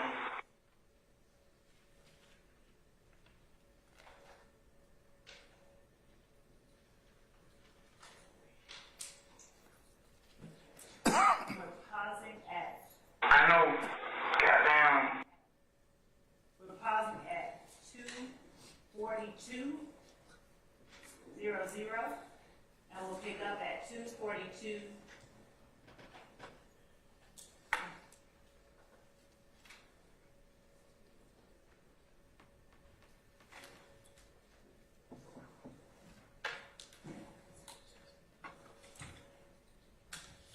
We're continuing at 2:42:03.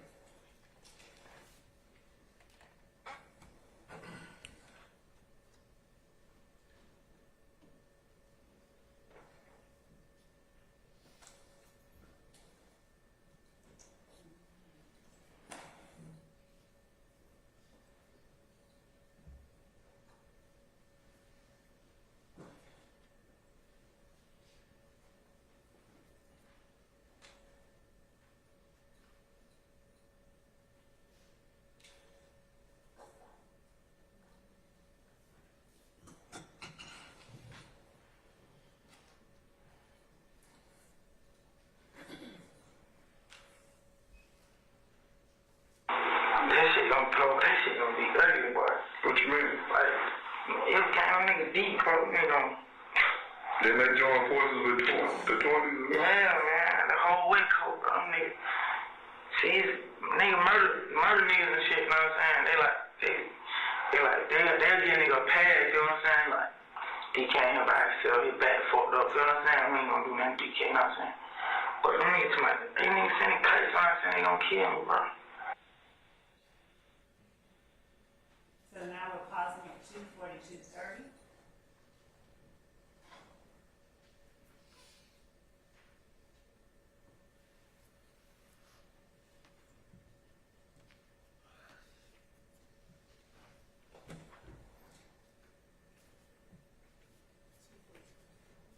And we're starting at 2:42:51.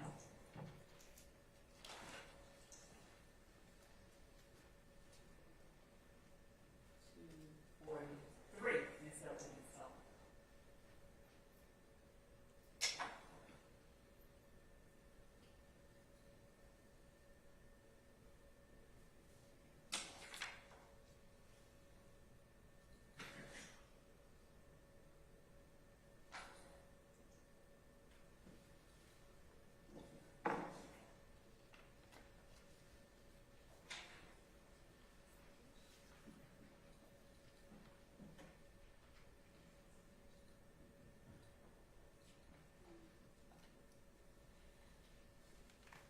Before we actually, let me just ask you this, investigator. Did Mr. Murphy mention being in the hospital in January and February of 2015?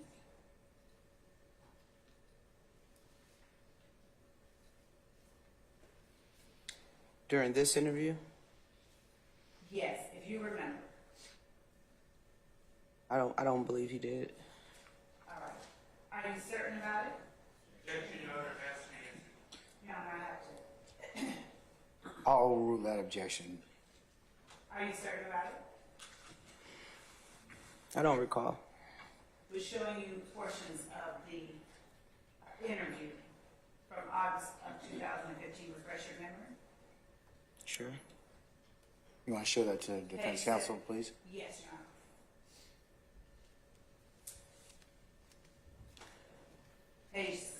74 of 161.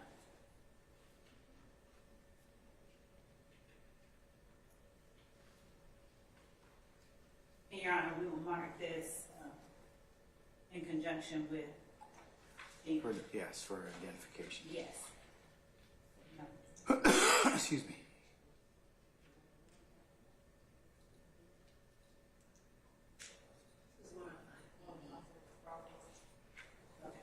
We will mark this State's Exhibit 112, Bravo, Bravo, just for the purposes of the record. Showing you page 74 of 161, just at the bottom, line 23, counsel. Okay. Did Mr. Murphy mention being in the hospital in January and in February of 2015? Yes, he did. Thank you. Your Honor, we're starting at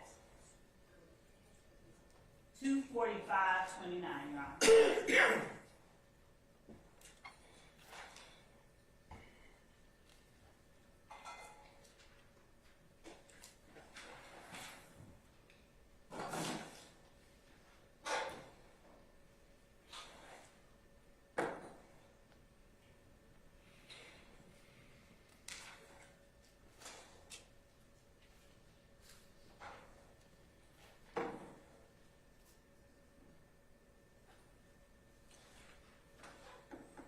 Them folk were beefing in the club, like.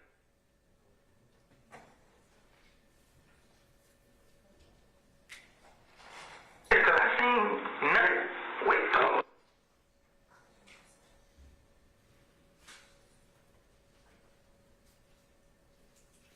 I'm saying, go in on pound.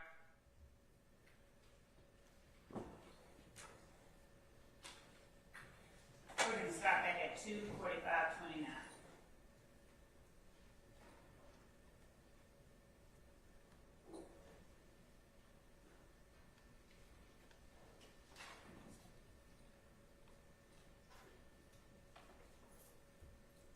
And while we are getting that ready, Investigator Gaither, during the interview on August 18, 2015, did Walter Murphy talk to you about people beefing with one another in Club Crucial?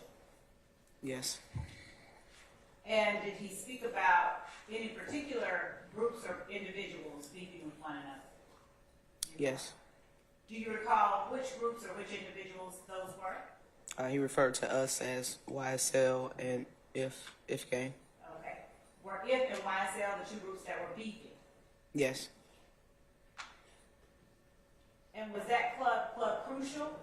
Yes. And is that the one you mentioned on Donnelly Hollowell? Yes.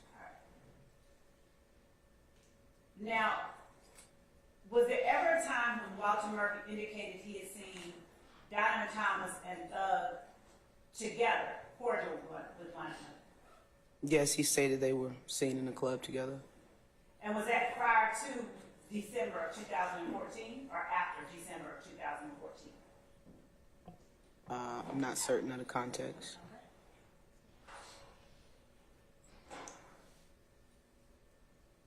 Did YSL have a gambling house that you all were aware of within the gang unit at the Atlanta Police Department?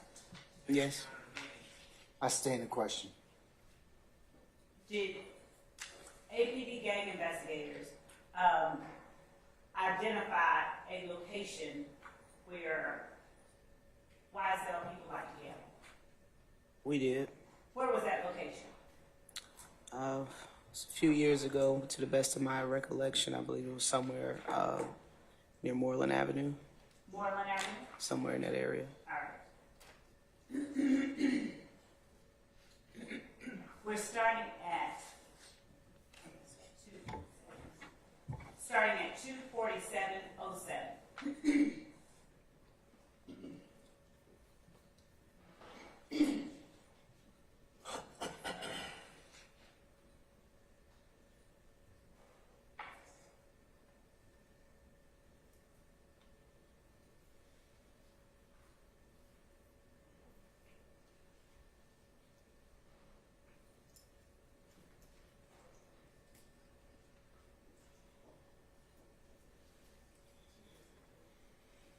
24709 to be precise. Go ahead. See what I'm saying? It's big.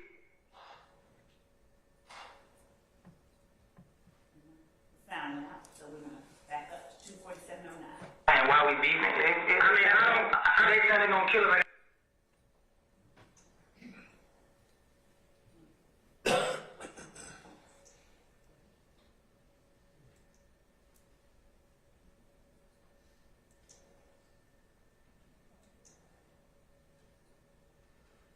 I ain't really asking who did it and why we beefing. They say they gonna kill us. I gotta put my guard on and watch them put my back in the wall and don't trust nobody. Listen, after, from what I know and how close you are with Doug, and just like you said, ain't nobody just gonna be up in hot by a spot.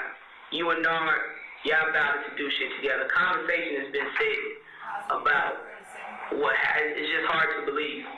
It ain't like you one of the younger members and.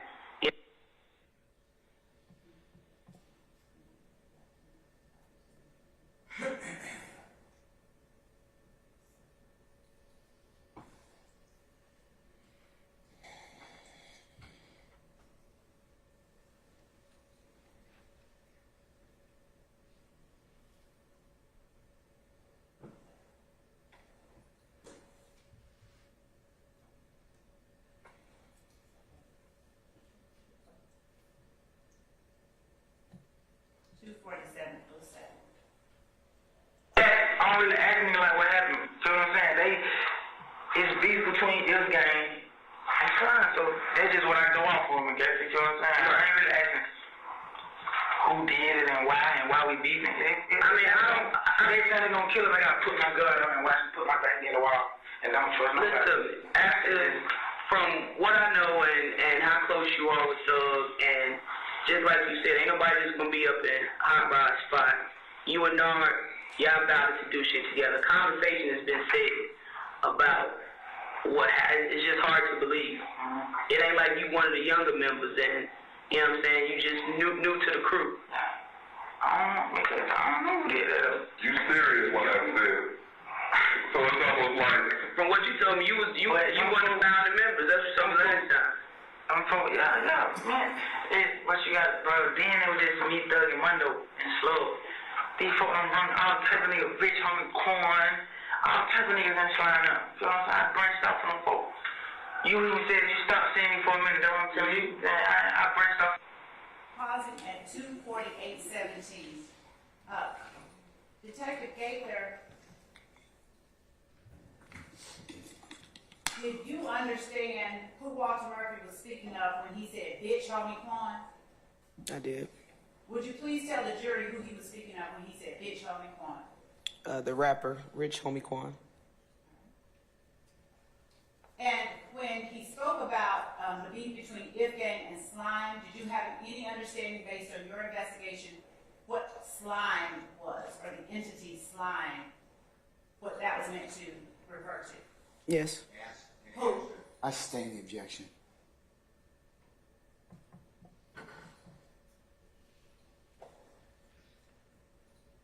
Yes, Your Honor.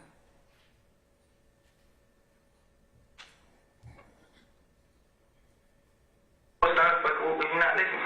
Those started fucking with Wood and them, bro. And Yak and Duke and Roscoe. You know them folks. I've been with Roscoe though. You know what I'm saying? Everybody know Roscoe. I was always cool with Roscoe, but other than that, I don't know who did that shit. What about you and Duke and Yak and all those guys? I don't fuck with Duke and Yak. Them niggas they just with us because he got the money, bro. Them niggas one Duke, the same nigga we got into it in the club, coming to a broken shit. You know what I'm saying? That shit. I don't know how dudes look at it and why he fuck with them niggas like that, but I don't know really. I don't get out on them niggas like that. I come around, get what I need to get from Thug. I come around, his sister will come around. I speak to them niggas, that be it. I be going on, talk to Duke and Yak. Probably take a picture with them or something like that on Instagram. Other than that, I ain't really kicking with them niggas like that. Only time I kicked with them, we went on tour. That's the only time I kicked with them. And when y'all went to Compound that night, the bus shooting, I don't know if he told you Dennis saw him at Compound. He got his gun. You told me about that. He said it. I told you about that. Boy, I'm talking about it. You ain't never talk about it. Let's start from where y'all originated from, where y'all went, how y'all got there. Let's go from that. Let's just get into the compound. Where did y'all? Detective Gaither, at the point where you all start questioning Walter Murphy about the compound, would you please explain to the jury what incident you all are referring to? The Lil Wayne, rapper Lil Wayne, bus shooting. And had that happened earlier in April of this year, of 2015? Yes, it had.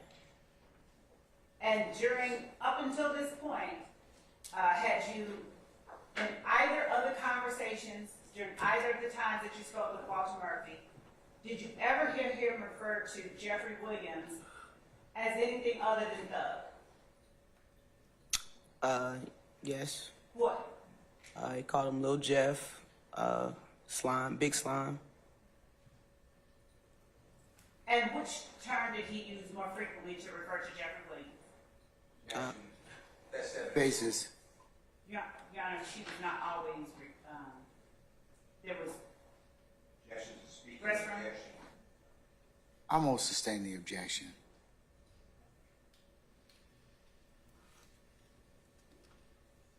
When, during the interviews, did you hear him refer to Jeffrey Williams as Little Jeff? I'll rule that, sir. I believe it was the first interview. Did you, up until this point, hear Walter Murphy refer to Jeffrey Williams as Little Jeff at any point up until this point in this interview on August 18th? No. Did you hear him refer to Jeffrey Williams as Thug? Yes. Was that frequent? Yes. Continue, please. Hold on. Before you pose another question. Ladies and gentlemen, how about your comfort break? Okay, all right. Ladies and gentlemen of the jury, let's just go ahead and take until 5 after 3, okay? And we'll continue at that point in time. All rise.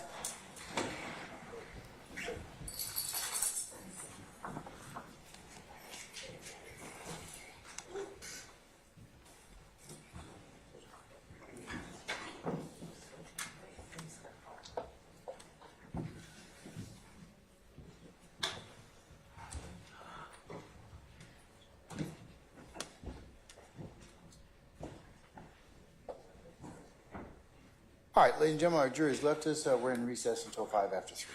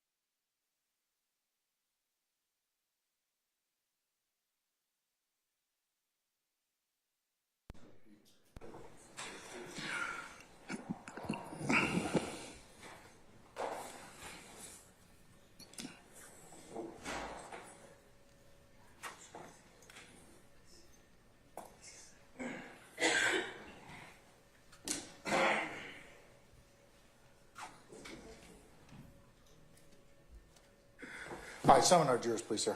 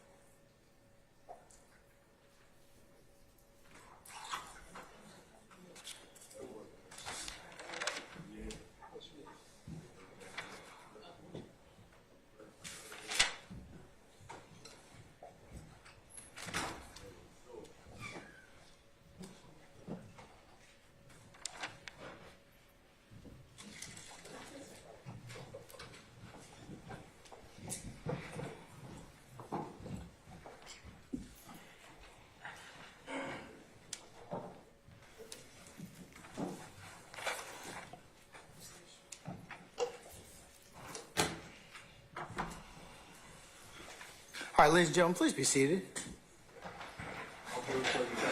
All right, thank you, Sergeant Ingram. All right, ma'am, you can continue. Thank you, Judge. For the record, Your Honor, we stopped at 2:49:46, and Detective Gaither, we were just about to get into the portion of the video where you all talked about the compound. But before we do, I want to ask you a few questions about your conversation with Ms. Murphy about the April shooting of Dexter Montgomery. Would you tell the jury what it is that you're referring to when you speak about a trap house? Trap house is slang term used for location where drugs or illegal activity being sold. And when the term hit a lick is used, what in your experience is that meaning to refer to? To hit a lick means to commit a robbery. Okay. When Walter Murphy talked about Bentley following the nitro on the night of the Dexter Montgomery shooting, was that consistent with what you saw in the surveillance footage? No, it wasn't. How did it differ? You can see the Pontiac pull out of the parking lot first, and then the nitro was actually following the Pontiac. And when Mr. Murphy was asked why he didn't shoot after he ran up to the blue car the second time, did he ever give any explanation other than it was God that I didn't shoot? Not that I recall. I think that was his answer. Prior to Mr. Murphy coming in to the Atlanta Police Department with his lawyer on August 18, 2015, had he ever mentioned being afraid of the people in the blue Escort? No. Okay. Do you recall whether he had ever mentioned before coming in with his lawyer on August 18, 2015? Hold on, ma'am. Do you have an objection, sir? It is post-arrest silence. It is not his clients, Your Honor. I'll rule it, sir. I'll rule your objection. Did he ever, prior to coming in with his lawyer on August 18, 2015, and this is Mr. Murphy I'm talking about, did he ever mention to you anything about either Hot Rod or O.G. Bentley being afraid of the people in the nitro, to your memory, of the people in the Escort, to the best of your memory? Prior to, no. And by prior to, what do you mean? Prior to this interview here from August 18, no.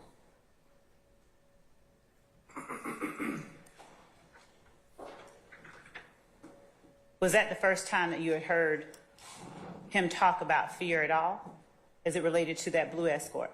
Objection. The video audio speaks for itself. At all? I'm going to sustain the objection. Okay.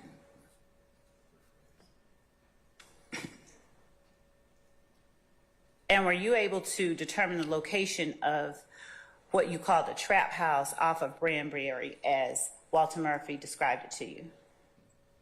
I believe that later on that afternoon, Investigator Dennis and I did drive by the location just to look at it, lay eyes on it. Did Mr. Murphy ever expound any more on, in any context with you, on what he meant when he said in this interview on August 18, 2015 with his lawyer that DK, everybody knows DK is loyal? Did he expound on what he meant? Yes. I don't recall. Okay. Did he ever expound on what he meant when he said that he had done enough for Thug and now he just has him watching his sisters? He didn't say further than what was said in the interview. Than what was said in the video? Correct. Okay. Prior to coming in with his attorney on August 18, 2015, did Mr. Murphy at any time ever mention anything to you about making sure that the escort wasn't following the nitro after the shooting? It was a Ford Escape.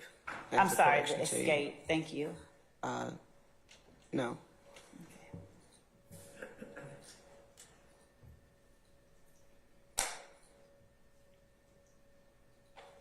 And in this August 18, 2015 interview, did you or Detective Dennis attempt to talk to Walter Murphy about the incident involving Derek Dodson?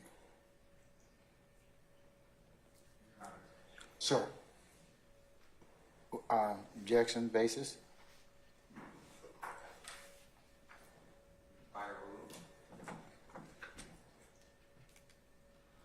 Okay.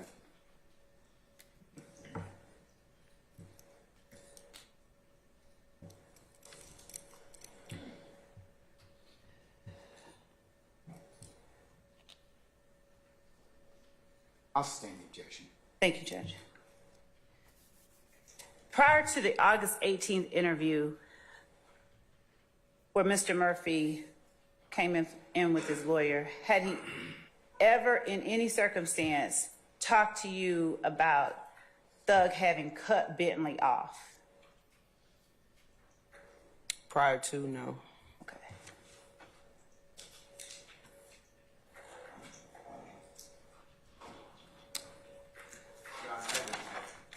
Basis. Former retired Detective Jazz already said there was no contact. Your Honor, I object to speaking. Give me the basis for your objection. Foundation, one of those bases, sir. Ask and answer in very And Okay, all right. Anything else in terms of that? All right. And Detective Dennis has not yet testified. Let me hear the question first, and then I'll be able to tell you whether that's asked and answer. Your Honor, Okay, I'll get Ms. Weaver to read it back. okay. Madam, can you tell me what the question is?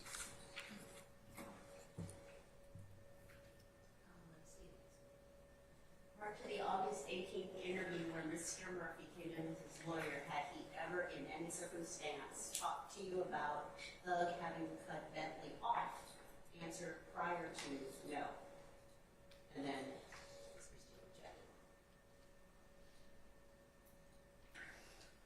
I'm going to overrule that objection. Do you have an, as to that question?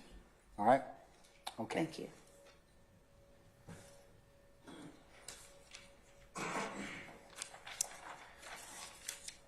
Detective Gaither, as we get into the portion of the interview where you all are talking about the compound and the Lil Wayne bus shooting, during the interview portion where you all did discuss that, did Walter Murphy, generally speaking, tell you the reason that they went to the compound? Was it to enjoy a Lil Wayne concert? I sustain it as to leading. I'll overrule the other objection as to best evidence. So going back to the first part of the question, did Walter Murphy talk to you about the reason that he and others went to the Lil Wayne concert at the compound the night that Lil Wayne's bus was shot up? Yes. Generally speaking, would you tell the jury what that reason was? For the concert. Do you recall whether or how Walter Murphy described Lil Wayne's relationship to Jeffrey Williams, to his knowledge? And I if don't you recall. don't worry about it. No, I don't recall. Thank you. We'll start at 2:49:46, Your Honor. Keeping in mind the court's rulings. I think we start tonight. And who you was riding with? I was in the truck. Which truck? That's Florida's in there. Who was driving it? That was driving when I was in it. That's the Blue Explorer, right? Yeah, the Blue Explorer. Who all in the car with you? It was just me, Bo, Dolly, John, yeah, Kel, and Boo. Dolly, you, Kel, Buck, and Book. B-O-O-K-E. all right. And how the night go? Shit, well, I can't remember what was. Well, we was at Dallas House. I was at Dallas House. Mm-hmm. So, boom, they like, when they come down, we like, all right, let's go, we going. So, What? What you mean? We going to compound. Why? But you... Oh, peace and love is Wayne or fuck this nigga? Yeah, you know that. I mean, we went. They just go to the club. We know we're going to be in there. I ain't, of course, because it ain't throw show and anything comes around, but it wasn't no... I got Dolly with me. First of all, that's why me and Thor fell out another thing, because I let Dolly go. See, Thor was out of town. I let Dolly go to the club. You know what I'm saying? And he ain't like that. So... Well, she ain't go to the club? Nah, she ain't supposed to be there. You know what I'm saying? But what you mean? Because it's the rider. Yeah, that's him, that's his enemy. You know what I'm saying? So basically, it's almost like he's supposed to be the safekeeper of his family. His close, and he trusts you with his sister and his family. All that shit happened with nothing on him. Niggas saying they gonna kill his mom, they gonna kill his sister. That's why he just want me to stay with him, protect him, bro. That's all he asked me to do. You know what I'm saying? So you link up with them. Nah, I ain't know. Who's You stayed with them. Yeah. How did y'all end up at compound with all the rest of the cars? We just pulled up and all the niggas was already there. I'm saying. Listen. Let me explain something to you. Like she said, we've been investigating stuff start to finish. Yeah. So it's certain stuff that we already know without you telling me. Well, I want you to tell me. You got me? At 2:52:26, Your Honor, and we'll resume at 2:52:59. All right.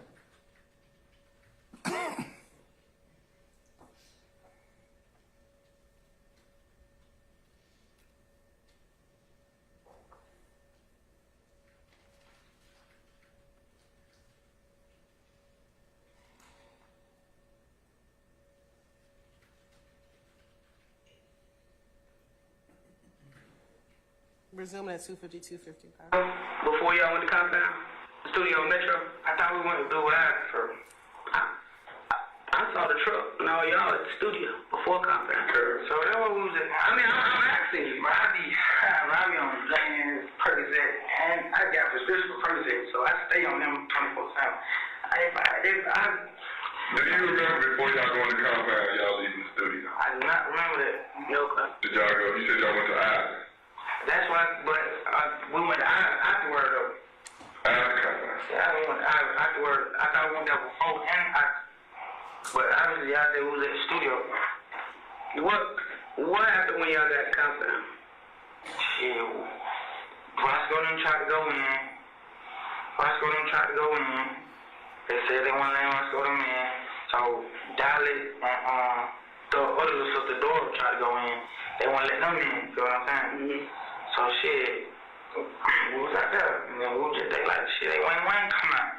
They or us? Nah, they acting like they Wayne come out. So you went out there turned up?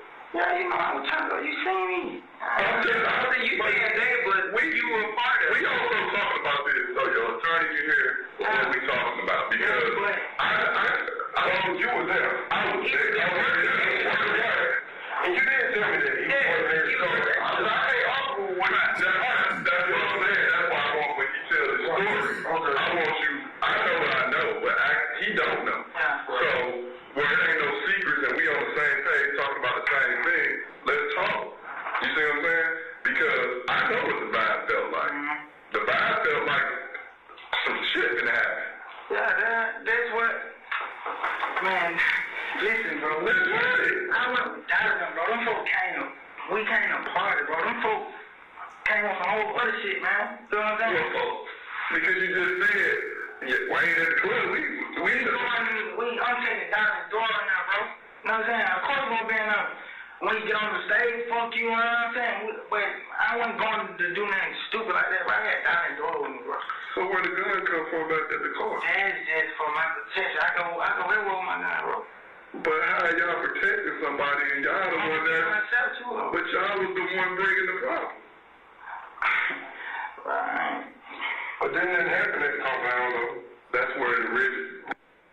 Anyway, we're stopping at 2:55:38, and we'll resume at 2:56:35.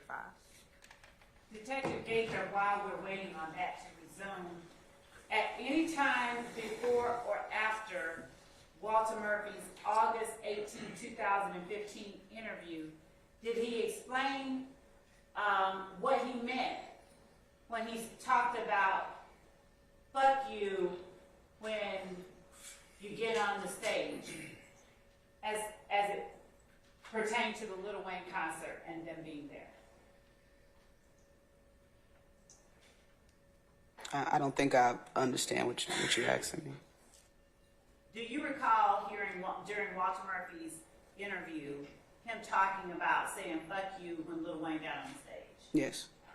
And who was he talking about saying fuck you, and to whom was he talking about saying fuck you? Objection, Your Honor. Speculation. Your Honor, she was in... Hold on, I'm gonna send objection as to being compound, but I'll allow it.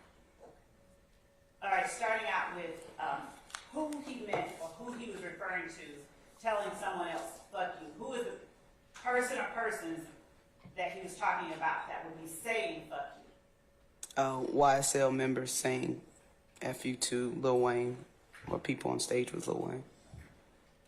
All right. What part are we picking up on? 2:56:36. And we're starting back at 2:56:36, Your Honor.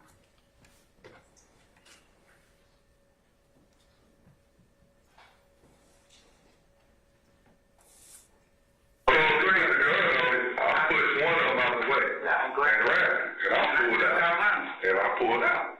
So the girl was like, why you pulling the gun on it? That door. Black little girl. And I'm telling them, y'all need to go ahead about y'all business.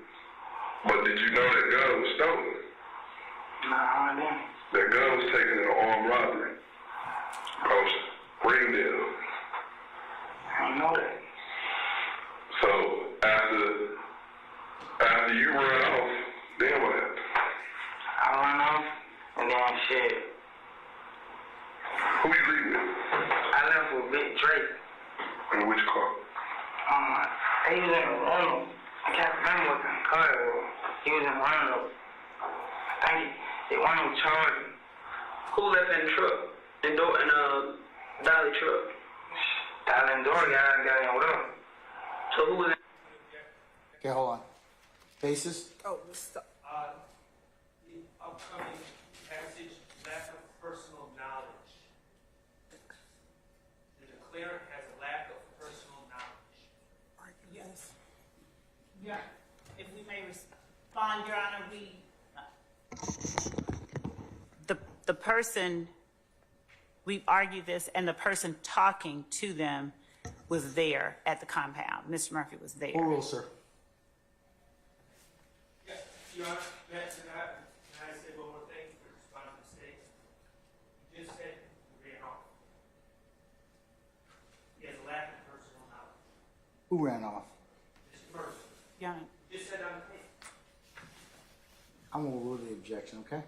Thank you, sir. Your Honor, we'll resume at 2:57:36.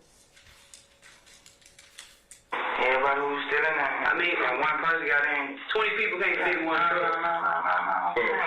One Dylan door got out, and one extra person got in. Who? Shannon. Shannon got in Dolly truck. He was driving it. Boop started driving. Boop the only one with license. So Boop was driving Dolly truck. Where did you guys go when y'all Dylan door got in the car with Dre. And where That one Big Dre. That when somebody called through and told him Dylan door was out there. So he got me on the phone. He just started. You know what I'm saying? I can't trust you. All that. You know what I'm saying? Why you got my sister on? I'm like, bro, to be honest, I ain't know all these niggas for to be here, you know what I'm saying? Right. And I ain't know niggas coming out the Cal 5, he said, Cal, yeah. I ain't know that, I thought we were going in just this one, fuck one, you know what I'm saying? I mean, but don't you think that would start issues and problems? Yeah, you know that, nigga, but me just being young and dumb, and I mean, you ain't so young no more. You getting older. Right. And you know right from wrong. And if he trusts you with his sisters not to go out there and do no stupid shit, you take him to it. Because from what I heard, Donnie was turned to, like, we finna go in here, say fuck them, blah, blah, blah, blah. So, yeah, I would probably be mad at you, too, if I was stuck. But you're supposed to be that one to keep them out of shit. So when Shannon got in, who was all left in the truck? Boop, Hell, Boop, and Shannon. Boop was driving. Yeah. Kev and Buck. Where'd y'all go when y'all left? We went to Ivory. Y'all went to Blue Ivory. And how did y'all link back up with Peabody? At the studio, we went back to the studio. Before you got to the studio, how did y'all link back up with him? They met us at Blue Ivory. Then they gave Dolly back her truck. Mm-hmm. I went to the studio. How long ago, like time-wise, after she got that truck there? They were gone probably about, I want to say about an hour, 45 minutes. An hour and 45 minutes or an hour? Or 45 minutes or an hour? And what y'all do once y'all got back to the studio? What was the conversation? One of them conversations. Dog told me to take her home. So why'd y'all go back to the studio? To get her truck. Her truck wasn't at the studio. Her truck was at Ivory. We went back to the studio. You know what I'm saying? Just pull up. Pulled up. Shannon got out. Went in there with them. Who else got out? I think Bobo got out. Went in there with them too. And then we just left. Your Honor, we're pausing at 3 o'clock and 30 seconds. We'll resume at 3 o'clock and 48 seconds.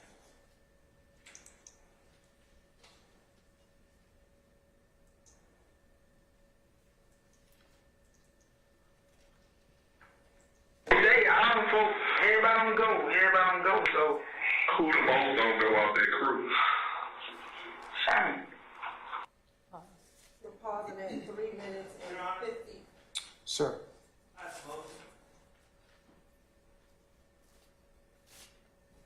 Do you need to approach, sir?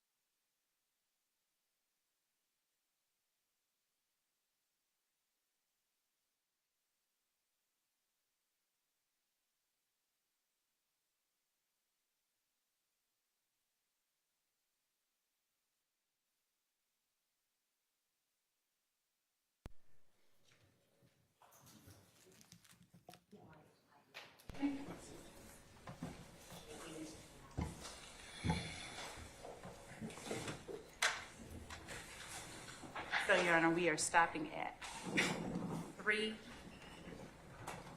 hours, 3 o'clock and 59 seconds. And we will pick up at 3:01:20.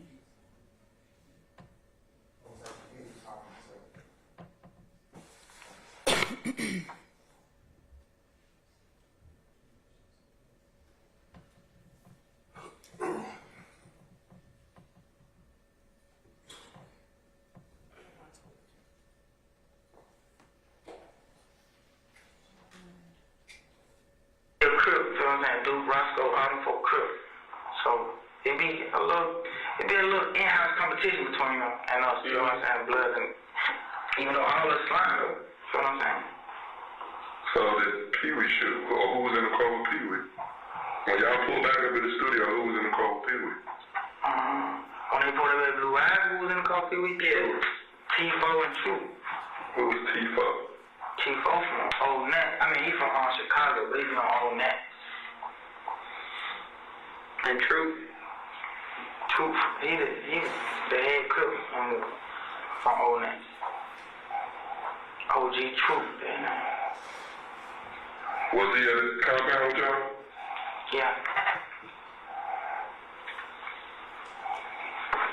I don't know what kind of he was in. I think he was in a truck top. So all of this, what kind of drop top? I don't know what kind of car it was sealed on that. So all of them was in the car with Pee-wee? Yeah, T-Fo, when they pull back up at Ivory.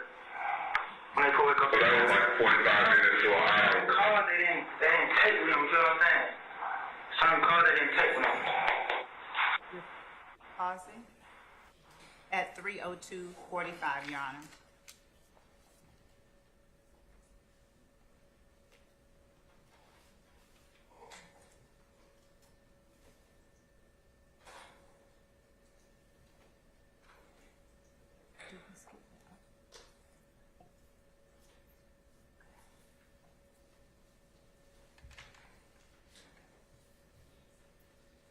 Detective Gaither,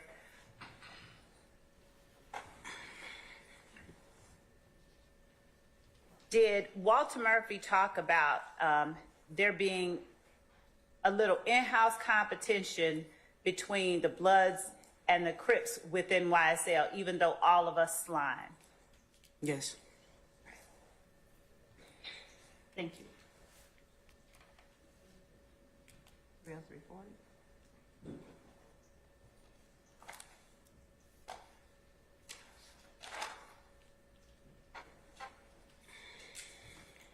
Your Honor, we're going to pick back up at 3:03:40.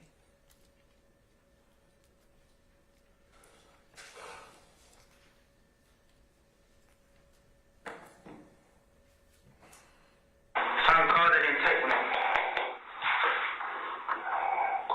Do you think he was?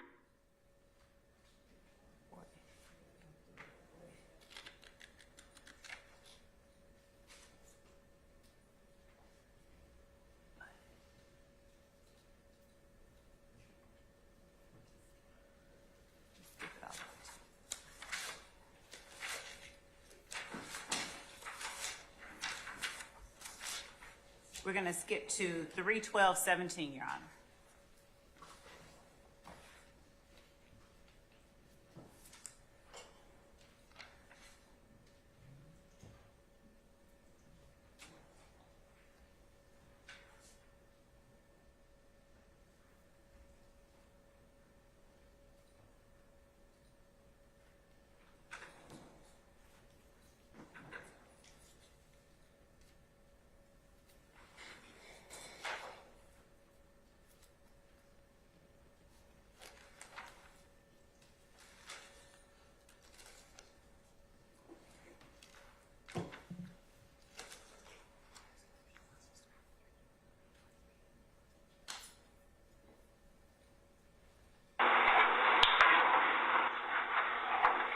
What else you want to talk about?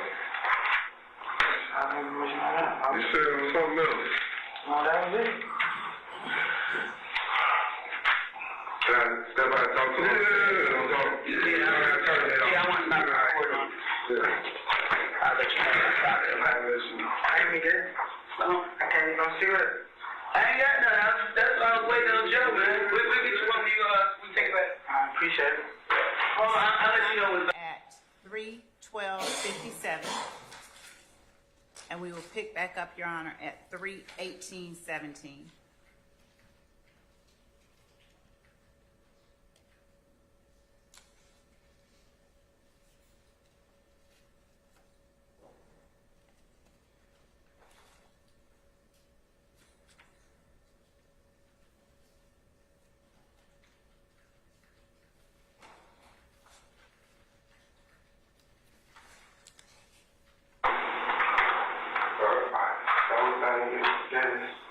Just lean your faces out. I can see you and the word.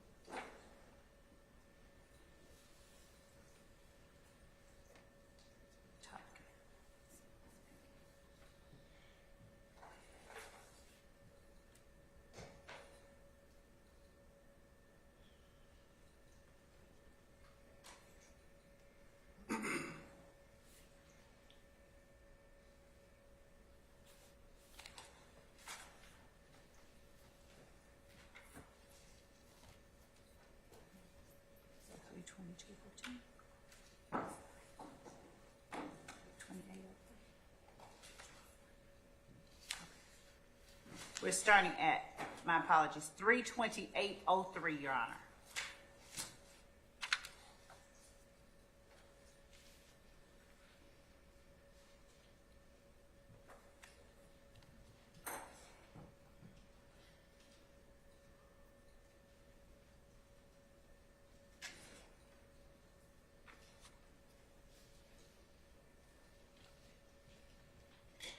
Anything else?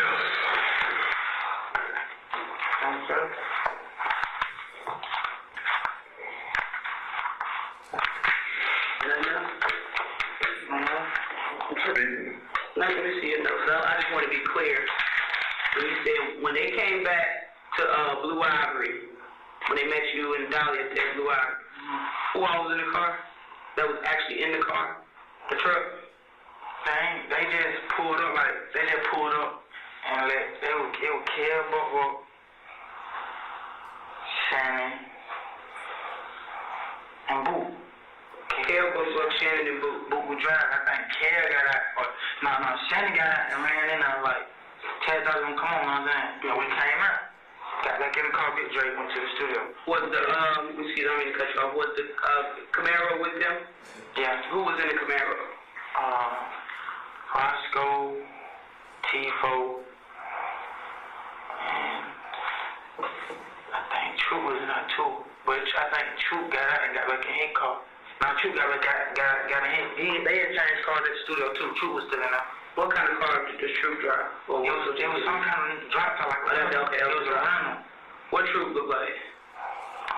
Skinny, about his complexion, with dreads. Long or short? Long. He dreads long, like he be having wrapped up, long, like right here, wrapped up. Okay.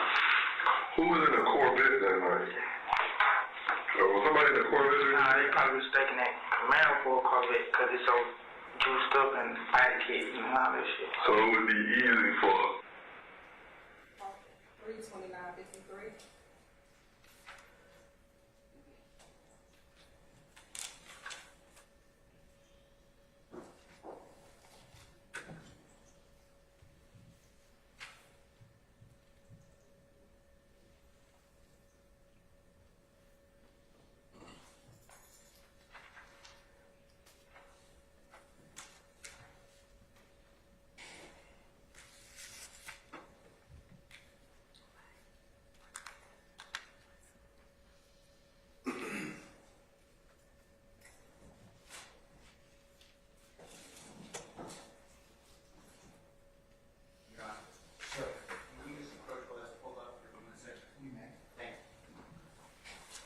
Mr. Busser.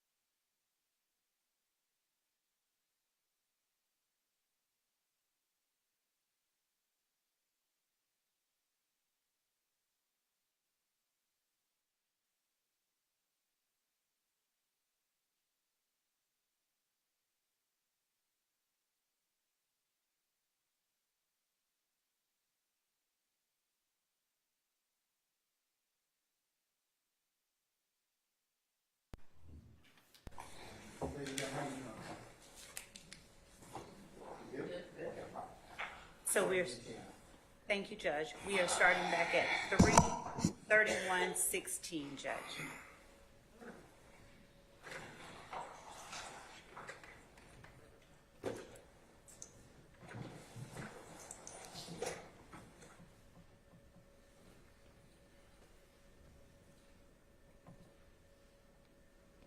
Green screen.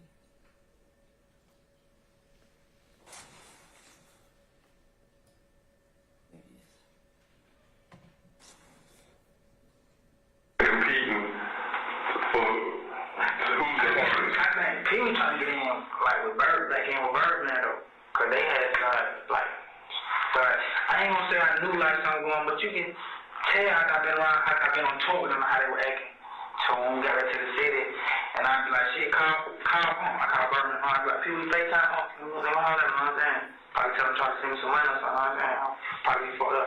They'd be like, check the door, FaceTime, you know what I'm saying? But he just started dissing himself, like. And how long after this was it? Like, when did y'all go on tour? I can't really remember when we went on tour. That shit was Early April, wasn't it? Yeah. Early April. What that? I'm at sea. Is that true?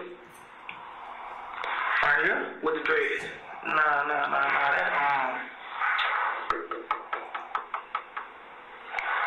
where that nigga that from, man? I don't know his name. I know he's from though. He could though. I think. He from 4 seasons, I think. Him like that. So what y'all doing in jail? Like, how YSL protected themselves in jail? Y'all, cause it seems like y'all lined up with cribs and stuff too. Pausing at 3:32:40 or 39. 3:32:39. And we're starting back at 3:32. Well, I mean, who gave me problems? Well, who you on the floor with? Who in the same room? I'm on the floor with nigga who on everything, man. Who? T-Wee. Ralph. Right there from, somewhere. And then him and Thug Ben had been there about some bitch, you know what I'm saying? What about kills? Shell kills. I ain't really seen Kev out on the street. Like, when I first got in there, cover my blood on my life. I made him describe how Kev look, you know what I'm saying? So you don't even know what he look like? I know what he look like, but you gotta think we in the club, a lot of niggas that look like, you know what I'm saying? Everybody dressing like, you know what I'm saying? So it's hard for me to actually remember how he face look. I know he was short, starky black nigga. Did you ever go to Crucial when all the beef and stuff was going on? Yeah, I did. What was that like? Man, that shit was hell. I ain't go back, boy. Didn't feel right? Real nice. Didn't feel like a death trap? Oh, yes. Yeah, they got a fight that night. They got on the wood that night. You was there that night? I think that they got on the wood like 2 times though. Where you was at? The second time. He YSL, where y'all was at? That's his right. Yeah. He started that club view shit, right? How? Throwing money on them folk. Thug gave him the money, throwing on them folk. Thug gave him some money. He ain't throwing them. He didn't. He just flashed it. Damn, then how you know everything? First, I think that they say he threw them. You know, that was the word. Was the first time they say he threw them. He was throwing money. I think he was throwing ones on them folk, bro. He had the big bankroll. Go ahead, you can speak on it. I'm saying there was. I wasn't there when he did it. I was there when he got talking the second time. Like, soon we walked through the door. Them niggas need to hesitate. Pausing at 3:34:53.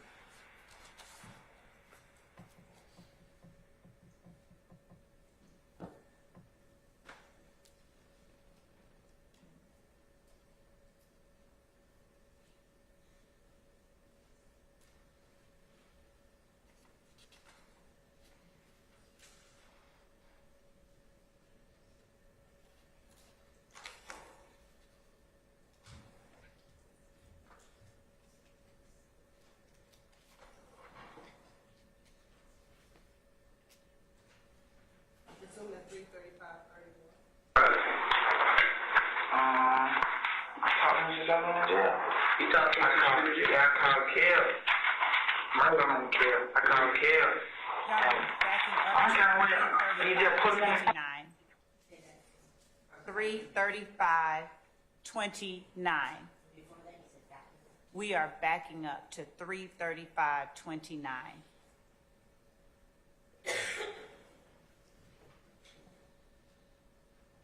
Last time you talked to Hot Rod? I talked to him since I was in jail. You talked to him since I was in jail? Yeah, I called Kev. My name is Kev. I called Kev. And I'm trying to wait. He just put him on the phone. Like, what is he like? He's like, it's me. You know what I'm saying? He didn't know how to talk. He didn't know not to talk to say his name. You know what I'm saying? He like, it's me. I'm like, what way something? He saying, Thor saying he got me a lawyer. I'm like, damn, man, he ain't got me a lawyer. That was the whole conversation was about. He like, about Doug getting you a lawyer? Yeah, I'm saying he paid me a lawyer. I paid my own lawyer. Well, my family paid. Right. Okay. Anything else? No, that's all. He come.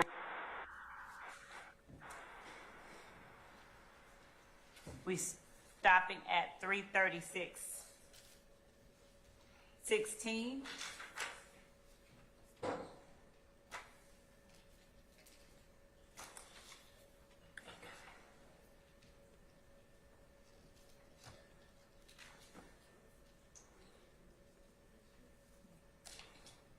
And we're picking back up at 3:36:32.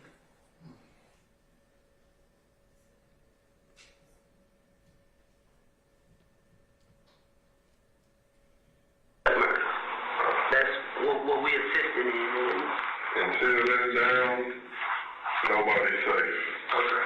And that's why it clearly, y'all know that with him, but you got YSL on your forehead. But I definitely, when we take you back, what's the lady name? Light-skinned lady? They brought you down? The times, yeah. She don't got no poor. You gotta talk to who? Lieutenant, what's his name? Johnny? Watch around. You gotta talk to him. You sure you want to be in the medical ward, though? Huh? You gonna be isolated if that was to happen. Am I gonna be isolated? No, you are going to be isolated. Why you say that? Because that's the medical ward. No, it's a medical floor. Y'all saying like the infirmary. No, the medical floor. Yeah, the medical floor ain't isolated. Okay. I'm telling you. Listen, when y'all say isolated, put a definition on it. I'm about to explain it to you, okay? When you go to the medical floor, you think y'all be locked down now? You're going to be in your room probably 23 hours a day, and they're going to let you out an hour to use the phone, do whatever it is that you do. Okay, we help people get in the medical unit all the time because they want to be away from everybody. So if that's what you really want, by all means, I have no problem with letting them know because I want you to be safe, and if you need medical attention, you have a hurt back. By all means, I don't want you in there fighting and carrying them. But I'm telling you, it ain't what you think. It is. Basically what we get at, most people go there and then they start pulling their hair out because they're alone. Because they by themselves and they're not around. Pause at 3:38:25.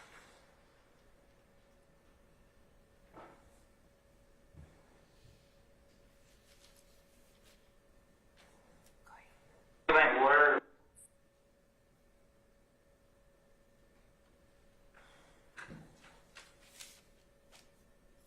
And what all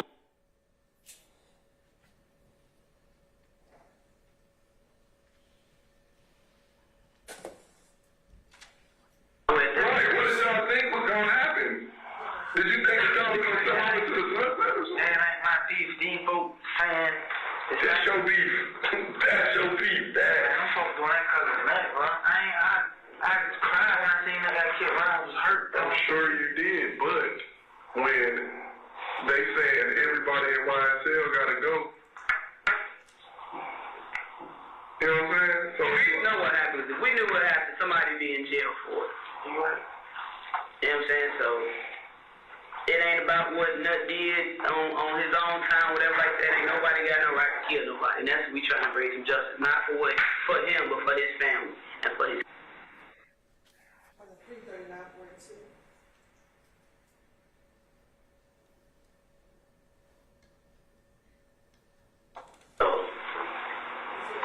want to talk about, I can't force you, but I mean that's what we're concerned about. Yeah, I understand. And if you hear something, you know, by all means, please let me know. I definitely get at least 5 jobs. The pause at 3:40:07.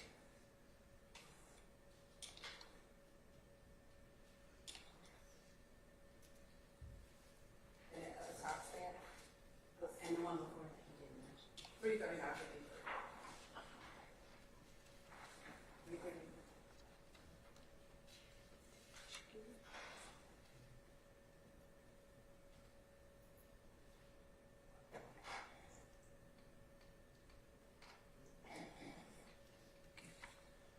We start 3:42.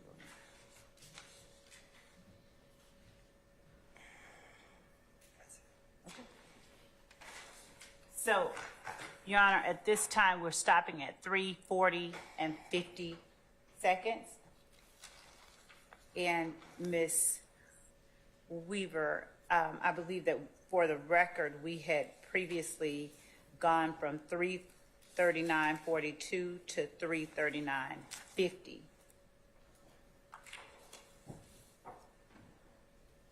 That portion was played. He also played 3:38:25, and then he didn't put a start time. Okay. So 3:38:25 was paused, and that pause was unpaused at 3:38:45.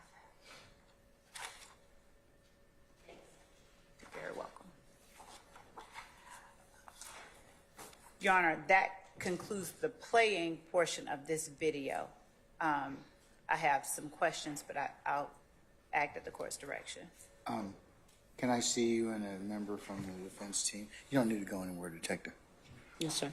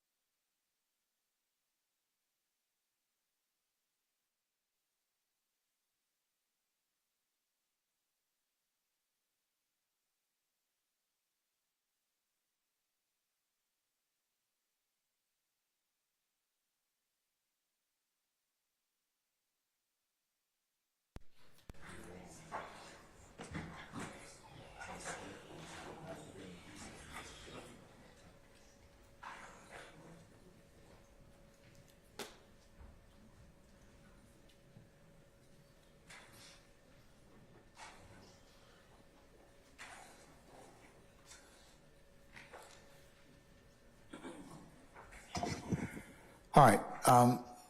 Ladies and gentlemen of the jury, this might be a natural stopping point for today after consultation with counsel. So, Detective Gaither, if you could come back tomorrow morning for 9:45, madam, would that be acceptable? Yes, sir. Okay, and don't discuss testimony with anybody except the attorneys in this case. I'm going to go ahead and release you, please. Thanks, sir. All right.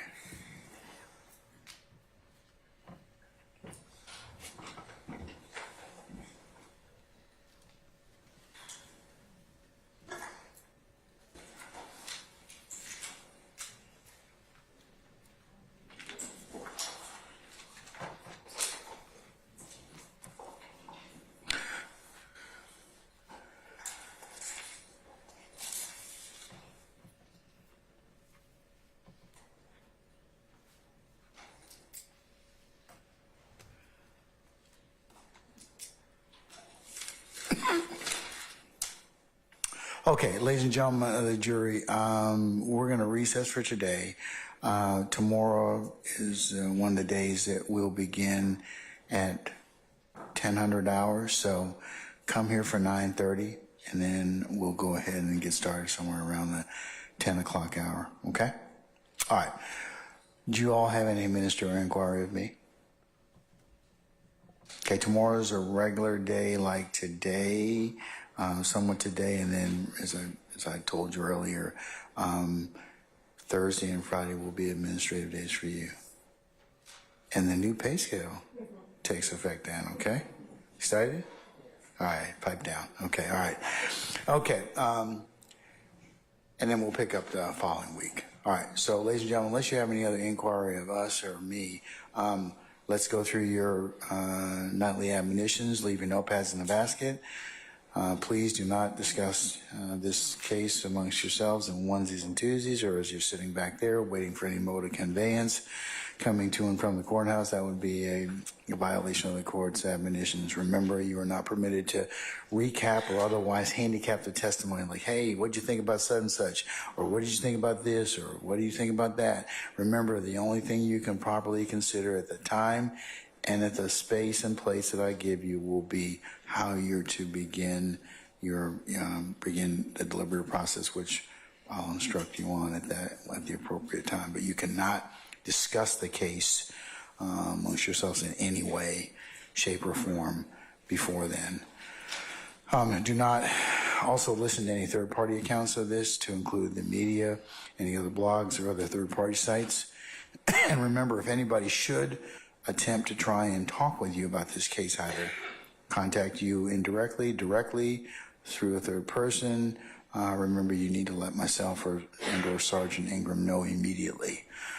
All right, and ladies and gentlemen, please don't go by and visit any of the scenes that may be depicted or you may have heard about during the pendency of this trial as well. And also,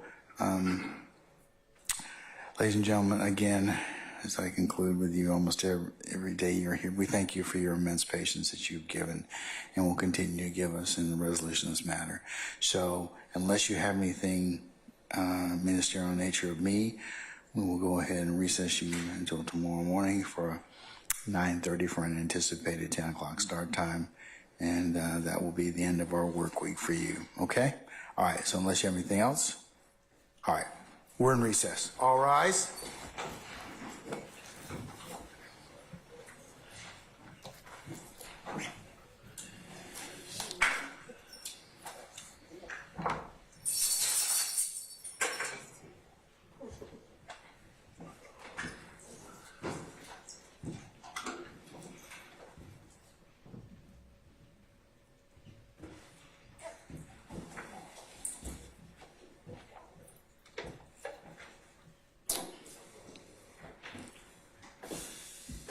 All right, ladies and gentlemen, please be seated. Our jury has left us.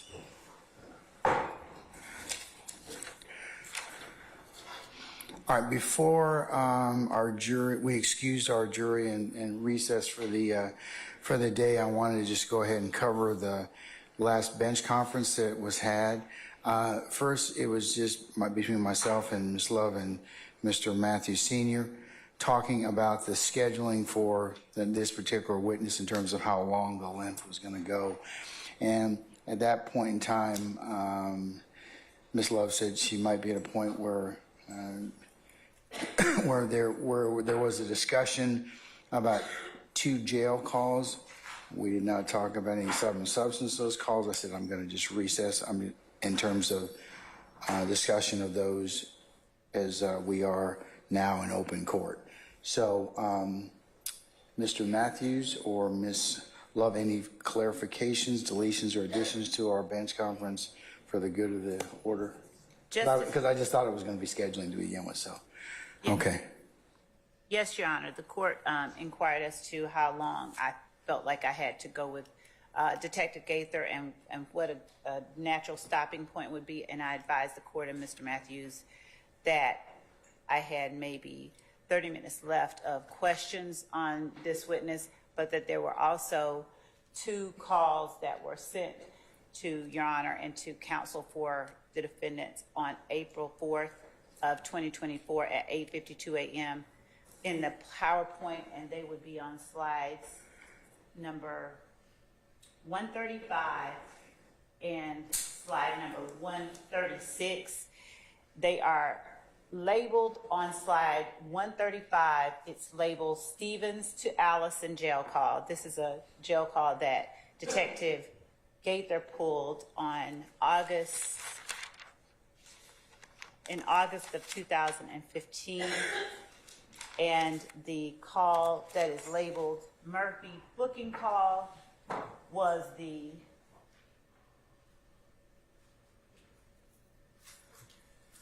call on slide 135 sent over on April 4th, 2024. And it was a call from Walter Murphy to his girlfriend, Erica, during the time that he is booked into the Fulton County Jail. I have those queued up for Your Honor's edification, but what I let the court and Mr. Matthews know is that each call is 15 minutes. And the one call to Mr. Murphy's girlfriend is impeachment by contradiction. He is talking about matters that he has just finished talking to Detective Gaither about, and the conversation between Stevens, and that is Trontavious Stevens, and Rodney Allison are co-conspirator statements that we'd argue are admissible against each of the defendants. In the call on slide 135, the Murphy booking call, what Mr. Murphy says after having testified that he had cut himself off from Thug is that he asked his girlfriend if she would see if Thug would throw a fundraiser for him to raise his bond or get him out of jail. He mentions that twice.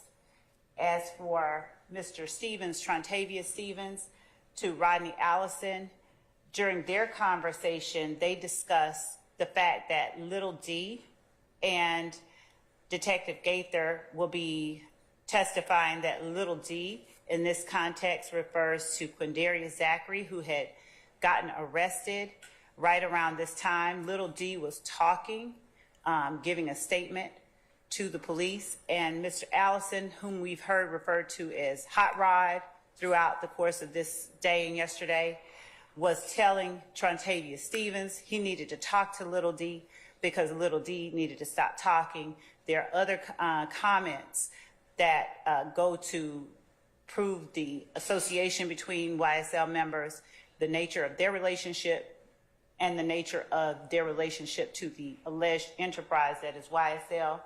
And whenever the court sees fit, I can again play those for the court. Those are the matters that are related to just this witness, and that would wrap up, for the most part, the direct examination of Detective Gaither. All right. Gentlemen and ladies, did you get these two particular calls were they embedded first in slides 135 and 136, and did you get them earlier during discovery? I know that they were, you probably got them in the batch of everything that was sent, but it was served on July of 2022 initially, but most recently we separated them out, and those are the only, I think that we served 3 in this PowerPoint. All right. Mr. Steele? Well, please let my email speak with, I believe it was District Attorney Adkins, when he sent that to everyone, including Ensemble Court. Do you remember what day that was, sir? That's a different one, Your Honor. He sent the one regarding the Little Wayne bus shooting. I sent the one regarding the Dexter Montgomery shooting, and mine was on April 4th of 2024. And again, I can re-forward it, but I copied the court and Mr. Kearns as well.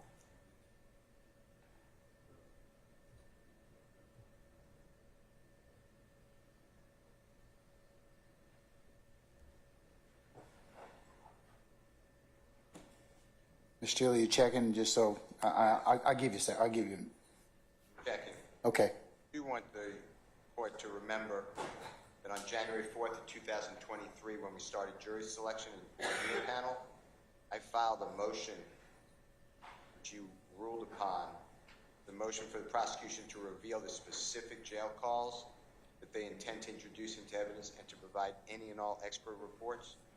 Granted that motion. It was supposed to be done a while ago, so I think the state is late. With that being said, I have to refresh my memory on an April 4th, 2024 email, which I'm going to find now. And to help Your Honor, the email came around 8:52 a.m.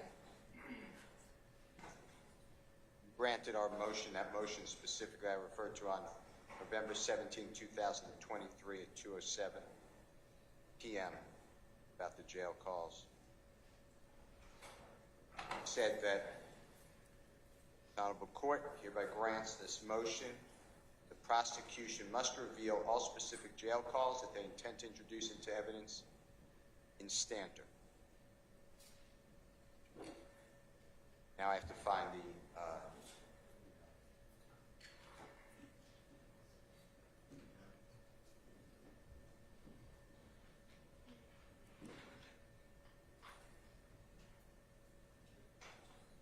What day was that, Ms. Love? April 4th, Your Honor.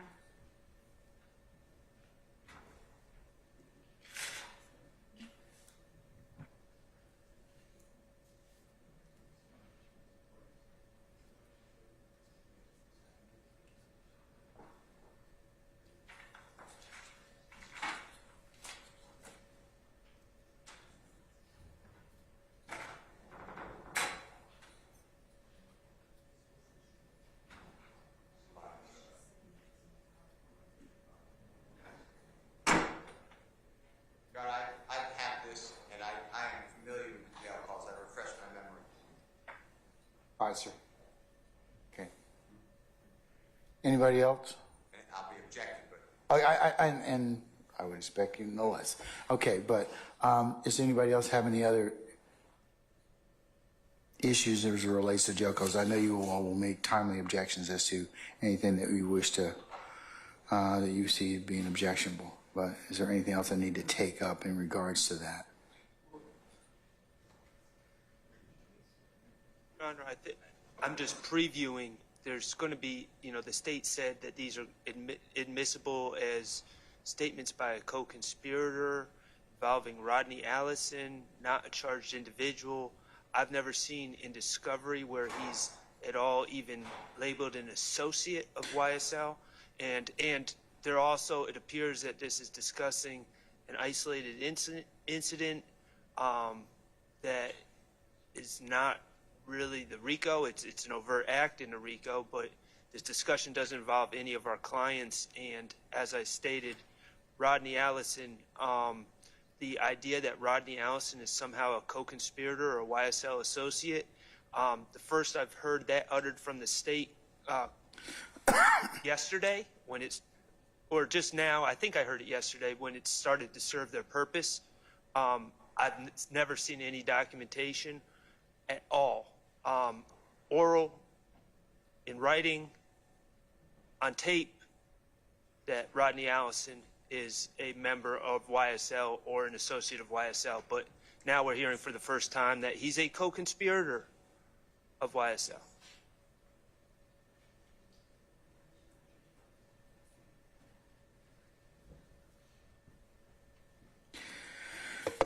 All right, State, yeah, would you care to respond to Mr. Shard's argument? Yes. Sorry. Yes, Your Honor. That the law regarding co-conspirator statements is clear. The persons alleged to be a co-conspirator in no way has to be named in the indictment or even a member of YSL. If I'm sure Mr. Shard listened to the jail call, and I'm certain that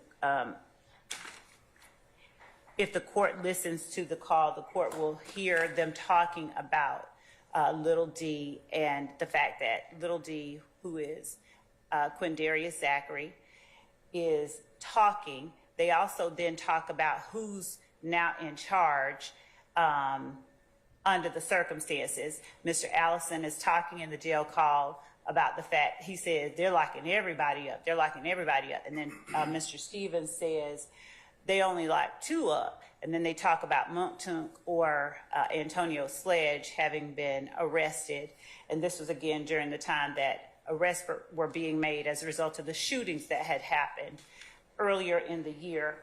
The whole conversation, they are speaking in coded language, one telling the other to tell Quindarius Zachary to stop talking, Trontavious Stevens telling them that he's going to stop talking, and they also discuss Jeffrey Williams paying bond, Mr.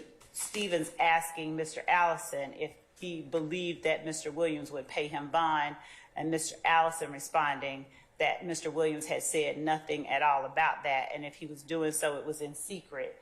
But the entire conversation speaks to the association of the persons that have been named in the indictment and the relationship, the nature of their relationship with one another, the existence of an enterprise, and the nature of the charged individual's relationship with the enterprise. So at the court's pleasure, we could rescind it, play it, whatever the court desires, but the law is clear that Mr. Allison does not have to be a named member of the same gang, and a conspiracy doesn't even have to be charged in order for him to be a co-conspirator. But in this case, Your Honor, it is charged. All right. I'd like to cite, may I speak, sir? Sure. Okay, I apologize for standing. I'd like to cite to say that this is not spilling the beans and the person doesn't have to be a member of the conspiracy. Because if they're not a member of the conspiracy, then the person's just bragging or pontificating, or courts say spilling the beans. And I'd like to have that cite from the prosecution to support their last premise about the authority under case law. And Your Honor, in response to Mr. Steele, I did not say that Mr. Allison was not a part of the conspiracy. Indeed, I said he is a co-conspirator. I said that the law is clear. He does not have to be a named member of YSL.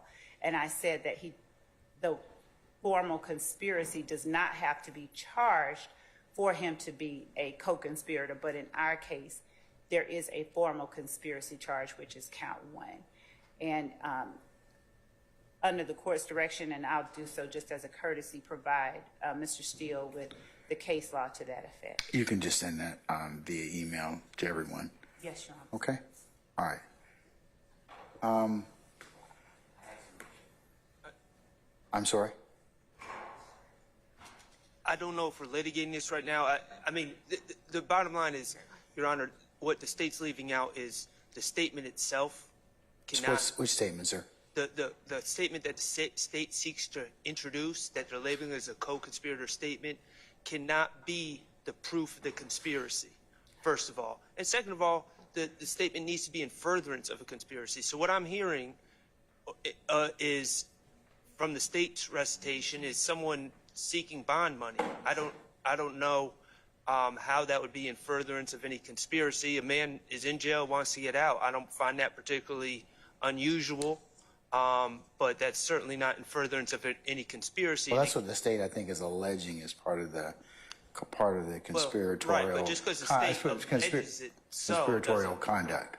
Right, but just because the state says it doesn't make. But no, the jury has to hear it if it's admissible, and then they will decide that. Well, Your Honor needs to decide it first. Well, I know, but if I said if I allow it in terms of it being submitted to the jury in terms of admissibility, yes, then the jury will make a decision as to whether or not that case, that issue has been proven.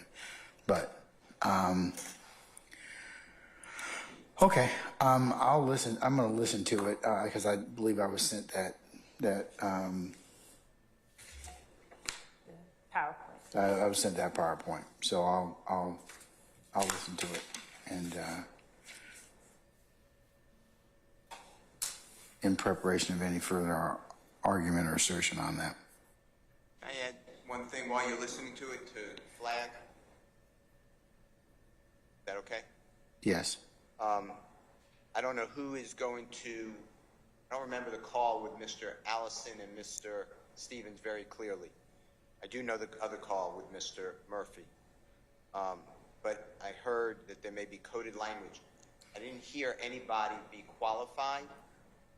I don't get any notice. Well, that's foundation, if they can lay it. And my objections based upon that is Mr. Stevens was a witness. He should have been asked this. Mr. Murphy was a witness. He's on the call.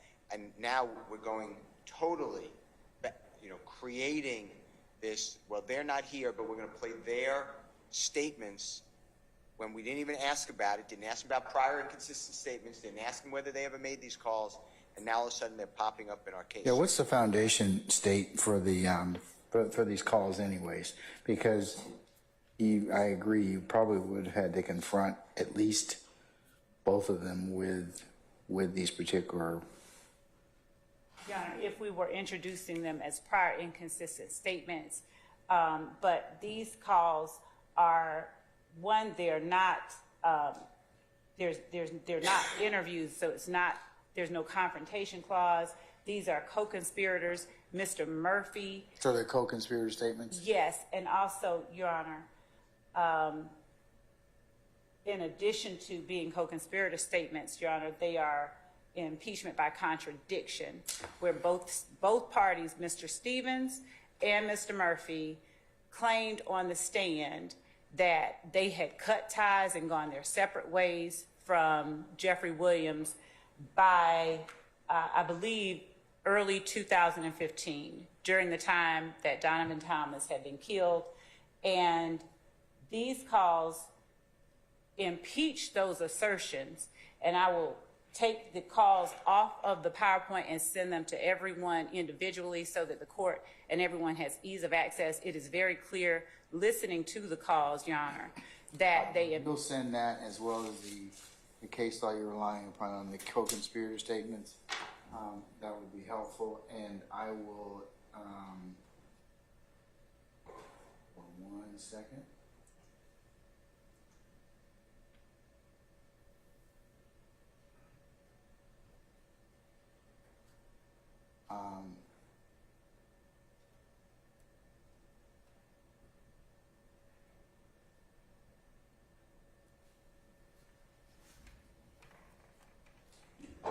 If you all could be here by 9:30 tomorrow, we can take up those, any other attenuating issues as to these particular two calls that are embedded in states, the state pages 135 and 136 involving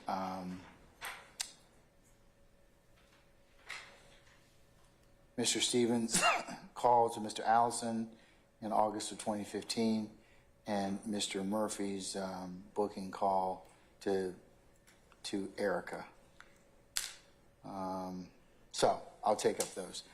I have just another area of inquiry.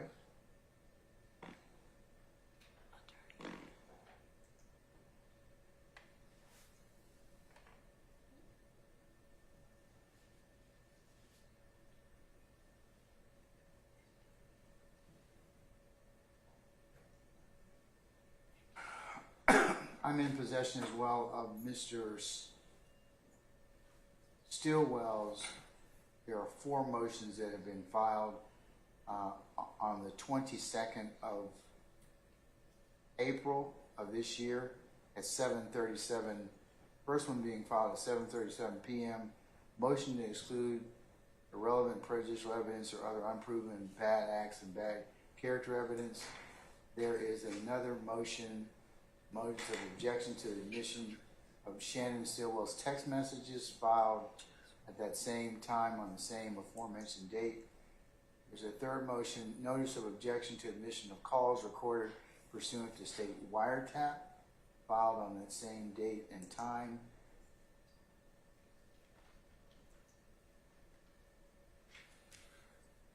And also, a notice of objection to admission of Shannon Stillwell's jail calls filed on that same date and aforementioned time. So it's 4 motions.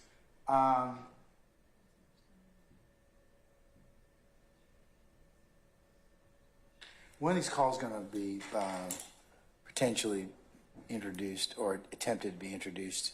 Your Honor, I believe most of the things that Mr.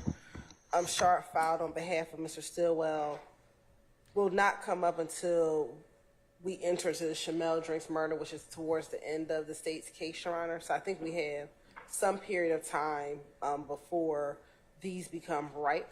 It is the state's intention. Mr. Shard and I talked, I believe yesterday, about when we get identifying the jail calls we intend to use. We've identified some, which you've heard during some previous pre-trial motions, but that we will identify for Mr. Shard the calls from the wire that we intend to introduce, the jail calls that we would intend to introduce, the text messages that we would introduce, and then the ankle monitor. That's just going to have to be a argument. I believe he's trying to exclude the state using the fact that his client was on an ankle monitor during the time in which the Shamel Drinks homicide occurred. I have not fully read the motion, as I believe it came in yesterday evening, but we would just need to have a motion. But I believe he's trying to have that excluded, and we would just need to argue that motion, Your Honor. Okay, can we?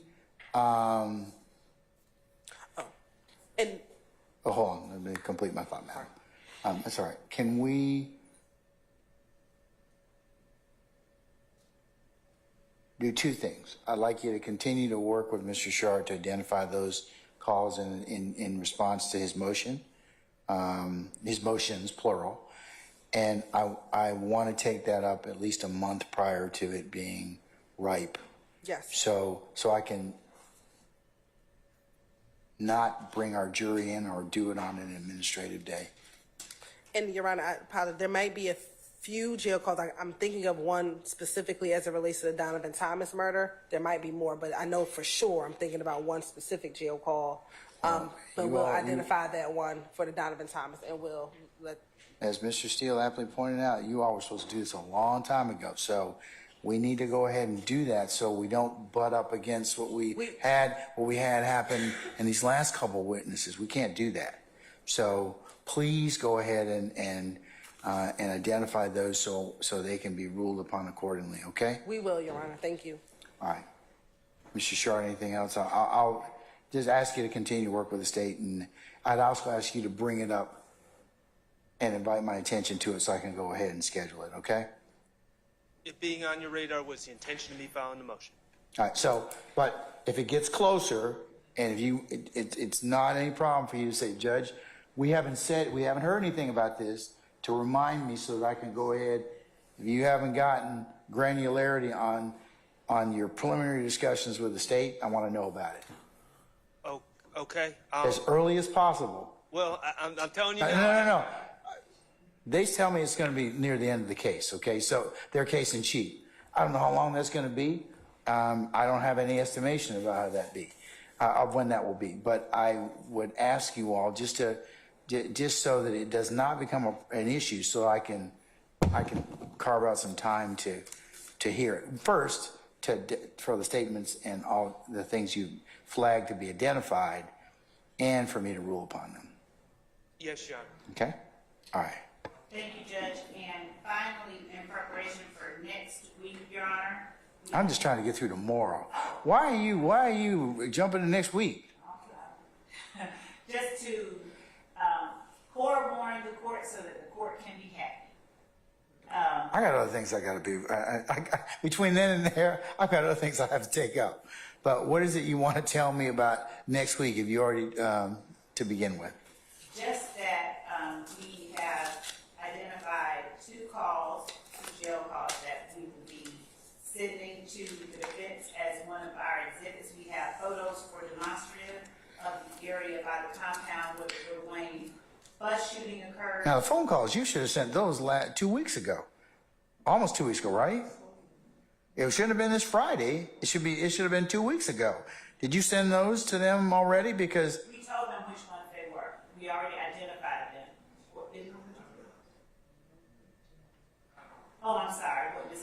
telling me is that we served them in the Little Wayne bus shooting PowerPoint of exhibits.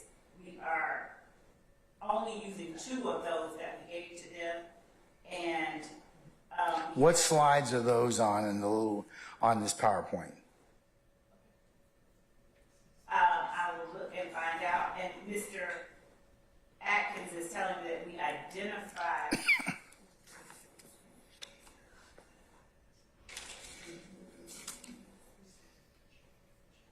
Okay.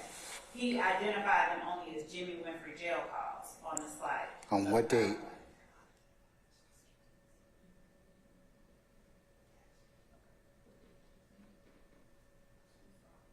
Two Fridays ago, Ms. Hilton is telling me. And that's the one that they alerted us. They had problems opening that we then talked. You also, you resent the link, or you helped them, Yes, open it? yes. All right. And we have demonstrative photos. This is all things that we will see Okay. this afternoon. And I'm sorry. Let her finish and okay. All right, go ahead. And the deposition that was provided, Sorry. as well as a redacted 911 call, and it's redacted to redact the victim's phone number that called 911. Okay, Mr. Sharp. I have a lot of emails from Mr. Beck. What email are we saying that the phone calls are on? What date and time? He identified those. What date and time, sir? 2 Fridays ago in the PowerPoint slide, we listed Jimmy Winfrey jail calls. We did not. Did you tell which ones? No, we did not specifically identify. Okay, then how would I go ahead and listen to those, Ms. Lowe? Your Honor, we will send them. We were sending. How would I listen to them? And how long were they? 15 minutes each. Not even 15 minutes. One is. Your Honor, it was identified as We're playing 1 minute. 4 CDs of Jimmy Winfrey jail calls, so there was no specificity. And there's hundreds of them, so, I mean, it doesn't help us a lot to just say, well, you know, we plan to use as evidence. This is what I mean by I'm gonna start excluding evidence, okay? Because that's not fair to anybody. It's not fair to them, and it's not fair to me for you to stop and for me to then go ahead and take that kind of stuff up. You have to do better with that. Yeah, I mean, everybody knows what you're going to use at this point in time, so make it obvious.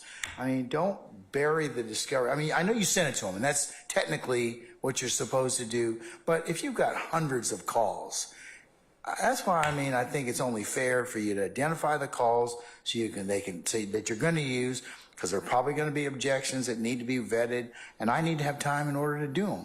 So that's what I mean by planning, and a forewarned judge is a happy judge. I ain't happy when I got to take up matters like this, and I can't, and I've got a jury expectation and management that I have to do. So this is a prime example of you have to flag this discovery and be transparent about what you're gonna use at this point in time.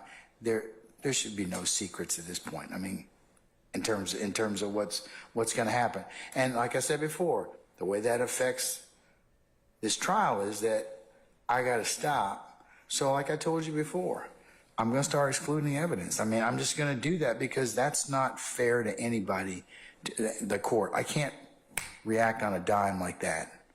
Of course, Your Honor, we have no intention of even introducing those things this week. This is for further on, later on next week, if we get to them at all. We just wanted to alert the court that we were sending these exhibits over to them. And it consists of, I believe, the first minute of one call and 5 minutes of the other. All right, I have enough to listen to with this, so I'll take up this, but I would suggest that you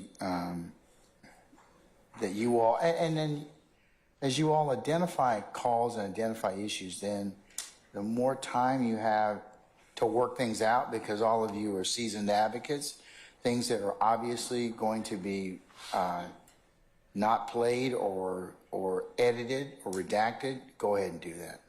Leave me with, if you can, with as little as I have to kind of deal with, so that it just makes the presentation a lot smoother and a lot faster. We will do that. We will talk with Council President Shaw. All right, so anything else before tomorrow morning? I'll listen to the phone. I'll listen to the jail calls. We'll come at 9:30. I need to see that case law. Ms. Love, when are you going to send those calls out? When are you going to clip those calls? I'm filling in the 2 form right now. I'm sending it right now. The calls as well as the calls first. and then the case law? Yes. Okay. All right.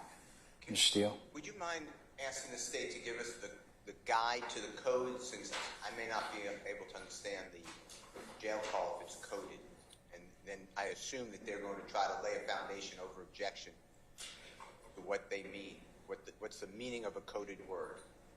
Like in drug cases, we do that a lot. But can I have that code now so when I listen to the recording, I know what's being said, or a transcript of the recording? Is there a transcript of the recording? Your Honor, I should have spoken more eloquently. It's a thinly veiled. There are no words that a juror would not understand. When the court hears it, the court will understand what I mean when I say coded, but I did not intend to imply that it will require an expert to explain. You will hear the way that they are cautious about their language, so it's not that type of circumstance. I misunderstood all that. Okay. All right. Okay. I'll wait on just like you all have on the correspondence by email. Unless there's anything else, I'll see you all tomorrow morning at 9:30. Okay. All right. We're in recess.